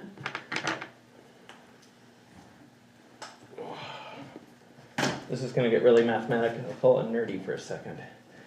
But the top of the top of 4 pillars is a square. But the shape of a dome is a circle. Right? And so you have to somehow make the transition from square to circle, and it leaves these funny shaped, almost like a piece of cloth between these. And these, does anyone know what these are called? It's a wonderful word. Squinches. Okay? These 4 squinches present a really lovely surface on which to do 4 icons of the 4 evangelists. Right? Literally holding up the dome that Christ is depicted in, right? And usually the apostles are upholding as well. Or not the apostles, the prophets. Making clear that Christ is the one of whom the prophets spoke. Okay? So, related to the 4 evangelists, if you have any extra domes, you usually depict perhaps the apostles, right? The 12 apostles is a popular one. Perhaps you move into the festal cycle and you start depicting the feasts. What it all ends up doing, what it accomplishes, is it makes a cosmos, it makes a universe, right? A solar system, if you will, in which Christ is the primary star around which all these other things orbit. Right? This was so obvious, to the ancient mind when you read descriptions. They're like, I walked into the church and here was the whole of the heavens depicted. Christ the sun, the Theotokos, the moon, a light to guide us by day and night, and all of these other constellations around him. It's what is understood as the heavenly register of the building. And here, Ruth, is where you will be vindicated, because we're going to talk about vertical space for a moment. Okay, we talked about this space, which is the top-down view. Now we have to talk about the floor up. Okay, here's the entrance to the church, right? You have an altar here, you have a high dome here, right? You have other side domes. Let's make this the narthex, right? It's where you come into the church. Here's the altar. Here's where the people stand. Okay, you have Christ up here. You have his mother up here, Theotokos. This, you can kind of divide this into 3 spaces too. This one, and floor level. What I just described with Christ and the Theotokos, and sometimes the apostles also kind of attaining to that register. When I talk about registers, I'm talking in an art analytical kind of way. That's what's known as the heavenly realm. Okay? Right below that, and what also reinforces that is, how do you fill blank space in an Orthodox church in the heavenly realm? What do you often see depicted up there? Cherubim sometimes. Yeah, you see angels and archangels holding things up and right, just kind of flying about, and you also see what else? If you have nothing else to paint, what do you see in the upper register of an Orthodox church? Usually on a dark blue background. Stars. Yeah, you see the beautiful stars painted against a dark blue background or a light blue background. Okay? So that's kind of the heavenly or the celestial realm. As you move down, there's a middle register, and this register is the festival cycle.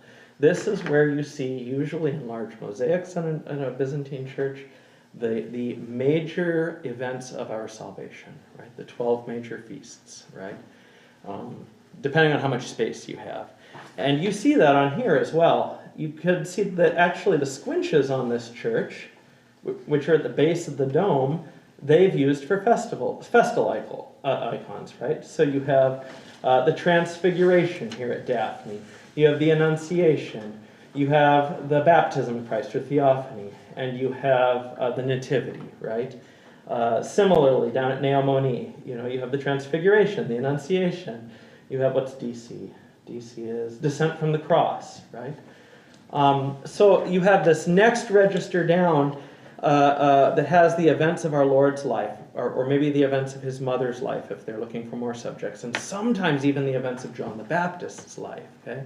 Now we're firmly in historic time, but these are still divinely initiated acts, right? Whereas above, you kind of have the hieratic court of heaven, the unmoving, kind of divine-only things. Now, as you move down, you have these historic acts, but also acts that were divinely initiated, okay? These are the definitive acts of God for our salvation, all those things that have come to pass for us.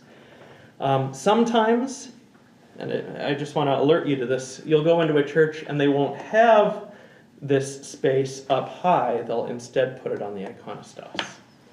We're kind of in between. We haven't painted a full program onto our walls. I imagine that in time, the lowest register of the sides of the church, right above the Bay of Lights, will be our festal cycle, and we'll put events from our salvation along there. Okay, and then you have what's at eye level, where the faithful stand, and what is usually depicted there.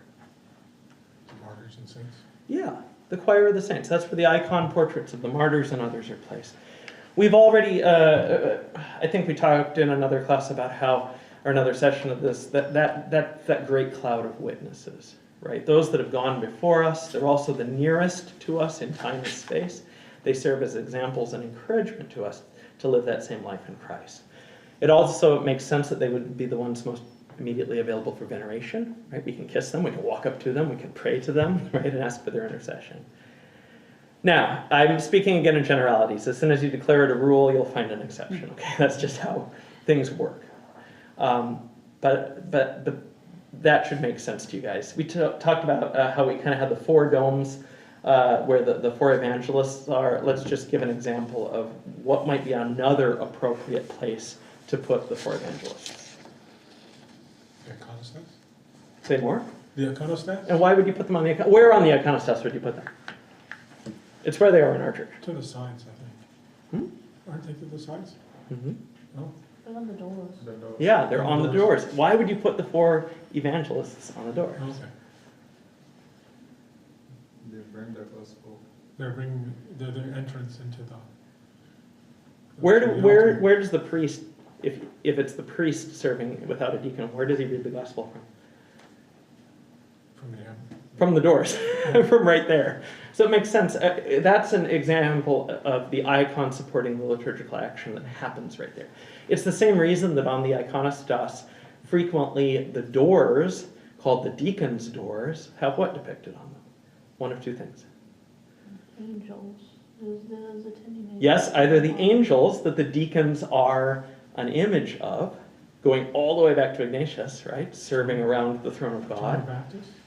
or no, deacons. No. Stephen. It's so, yeah, you see Stephen, you see Lawrence, you see, one of the Roman deacons or something like this depicted on the deacon's doors. It just makes sense. Isn't the Annunciation sometimes on the door? The Annunciation is usually on the holy door. It's either in place of the four evangelists Okay. or with the four evangelists. Why is that important? Why would the Annunciation not be in the festal cycle, or maybe it is too, but also on the doors of the altar? Well, that's announcing the good news. This becomes much more evident in Greek, actually. So, what's the word for the gospel in Greek? Evangelion? Evangelion. What's the word for evangelist? Evangelismos. And what's the word for the Annunciation? Evangelion. It's evangeline, yeah. So the words literally are cognate to one another. So it makes sense. But it's the beginning of our salvation, right? It's the telling of the first proclamation of the good news was to Mary, right? Behold, I bring good tidings, right? Good news, right? And so it would make sense that we would read the good news in the place it's also depicted. Okay? All right. Where are we here? Okay, while we're on the subject of the holy doors and the iconostats, what else is usually depicted there? Let's draw our doors for a second. We've got the holy doors, right, in the arch. Okay, we got usually pillars and wall on the other side. Who is usually depicted where? The Theotokos is on the left of Okay. the door, Yep. and Christ is on the right. Okay, why those two? Christ as God and Christ as man. Say it again? Christ as God and Christ as man. Close. Yes. I would argue that Christ is Divine. always man as well, right? Yeah. Second person of the Trinity is fully God and fully man, yes. So oops, I wrote that wrong. I was thinking of not looking at what I was doing. Jesus Christ. Okay. I think we often miss the significance of this because we think, oh, it's an icon of the Theotokos and an icon of Christ. But Christ is also in this icon. So what are they instead icons of? If it's not icons of persons, what are they icons of? Icons of time in which he appeared. Yes, say it again and explain what you mean. It's icons of his first coming and icons of his second. Yes, it's the icon of his first coming in the flesh as a child, and the icon of him yet to come, right? And When he returns in judgment. As a practical matter, the deacon will reverence the Theotokos. Yes, when he says those prayers. Yes, when he it says does those serve prayers, both and then purposes. He does it to Christ when he's But- doing those prayers. But then what is the theological significance of placing his first and his second comings on either side of the holy doors? What do we do through this door? You bring the Eucharist. We bring the Eucharist. We partake of communion with God. What is that saying? We're between Christ's first coming and second Yeah, coming. all that has occurred for us and for our salvation and all that will occur occurs between those two things. And that is, again, reinforced in the prayers because we talk in the pre-communion prayers about being granted joy at Christ's two comings, right? At his first and his second. It's really interesting how that works.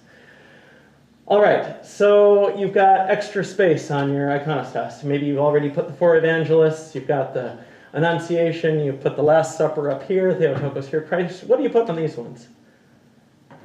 On these other ones? We've already talked, maybe of deacons' Forerunner. doors. The forerunner. Okay, so John the Forerunner does show up sometimes. Yeah. see them. In our church, John is over here. Okay. Okay? And I did it. Why would I put John over there? I was the programmer at our church. Surprise, surprise. Why would I put John there? That's actually usually the spot on the right side of Christ that you put the patronal icon. So in our case, that would be St. Nicholas, or the church, or the icon of the resurrection, or the empty tomb. Why did I put John there instead? Anyone know? It has to do with these. Because he is after the second. Nope. Remember I said how you can develop a program this way or this way in a Basilica church? Christ and him coming again as kind of our central icon there. And so I already had the Theotokos here and I added John here. This assemblage where you have Christ, the Theotokos on his right, it's not up there, sorry, I looked up there, I think we used to have it up there. Christ with John on his left and the Theotokos on his right is another icon known as the Deis. Oh, I can never spell this. Deisis. There we go. It means supplication. Okay, you often see the two of them praying to Christ from both sides, and it's often in a Russian church or a Slavic church way high up on the iconostas, maybe in the 3rd register or the 4th register. We don't have a tiered iconostas, so I thought, but here's an opportunity to have it nonetheless, so I put John on the right. And that meant that St. Nicholas, our patron, who would usually be there, is moved over here, which actually works out very conveniently, because in a lot of Slavic churches, if he isn't the patron, he's put there anyway. Because the Slavs just love St. Nicholas. Okay. So that's how it worked out. Now we don't have deacon stores because we have constricted openings. We actually have icons of the archangels that would fit on deacon stores, but they're so narrow we're going to have to wait until we build out the iconostas to add them. Okay. So we already talked about what the purpose of the iconostas is. So let's bring this all together to show how the church and its liturgy serves to orient us in space and time. We enter the church on any given day, and what do we encounter? We walk into a church building and we encounter, first of all, the icon of the patron saint, right? We come in the back door. We learn whose church it is, right? Whose protection and prayers the community enjoy, and we add our prayers to theirs, right? We enter further, and we enter into what is, in no exaggeration, a full universe composed beneath and around Christ. Here is Christ in the central dome, the ruler of all, the one of whom the prophets speak, and his mother, like the sun and the moon, greater and lesser lights illumining all time, and around them lesser constellations, the apostles and martyrs. We learn of the great events of our salvation, those things that have come to include even us into this well-ordered whole. And we see all those who have gone before us, right? In the distant past and in the recent past. And then we are invited to partake of the same gifts made possible by the one sacrifice of Jesus Christ, which lays on the altar before us. But there's the horizontal dimension as well. Because while we know that we are made for the food upon that table, right? Upon the altar, we're made for fellowship with God and communion with him. We also know that we were made to eat of the tree of the fruit of life. But we also understand that the doors to paradise have been closed, right? Because of our own sin. Exile characterizes our lives, which are lived outside the doors. And yet all of the things we must do to respond to all that has come to pass for us lies between us and communion. Namely, death with Christ in baptism. Here's another thing we didn't point out. Where do we baptize? Boop, right in the middle, right beneath that icon of Christ, right? Okay. Death with Christ in baptism, the acquisition of the Holy Spirit through chrismation, in order to reestablish that communion with God and with our fellow sojourners that surround us, right? Our fellow parishioners. That way has been open to us and is open to us by God in his loving initiative, and many have gone before us. Now it is up to us. How's that for a revelation of where we're at just by walking into a church. That's how it's meant to work. It's amazing when you get down to it. Are there any questions about anything we talked about tonight?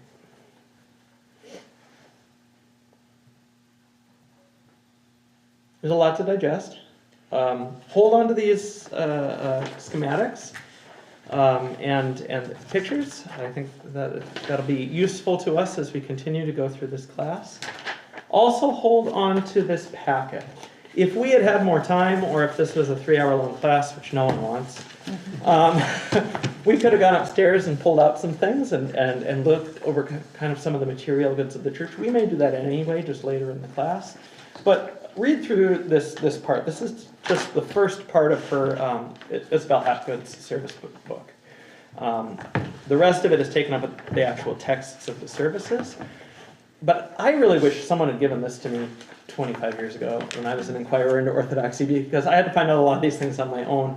And what's nice about it is it just gives you a basic definition of all of the physical things we use in the liturgy. And not just the week-to-week liturgy, but also the hierarchical liturgy as well. So if you've ever wondered the name about something, or the name of something, or why we use it, it'll at least set you down the path of understanding those things. If you have more questions, bring them to class and we'll deal with them, okay? We've got vestments in there as well. All right. Any other questions? All right, let's stand and pray. In the name of the Father, and of the Son, and of the Holy Spirit. Amen. It is truly meet to bless thee, O Theotokos, ever blessed and most pure, and the Mother of our God, more honorable than the cherubim, and more glorious beyond compare than the seraphim. Without corruption thou gavest birth to God the Word. True Theotokos, we magnify thee. Amen. Go in peace, everyone.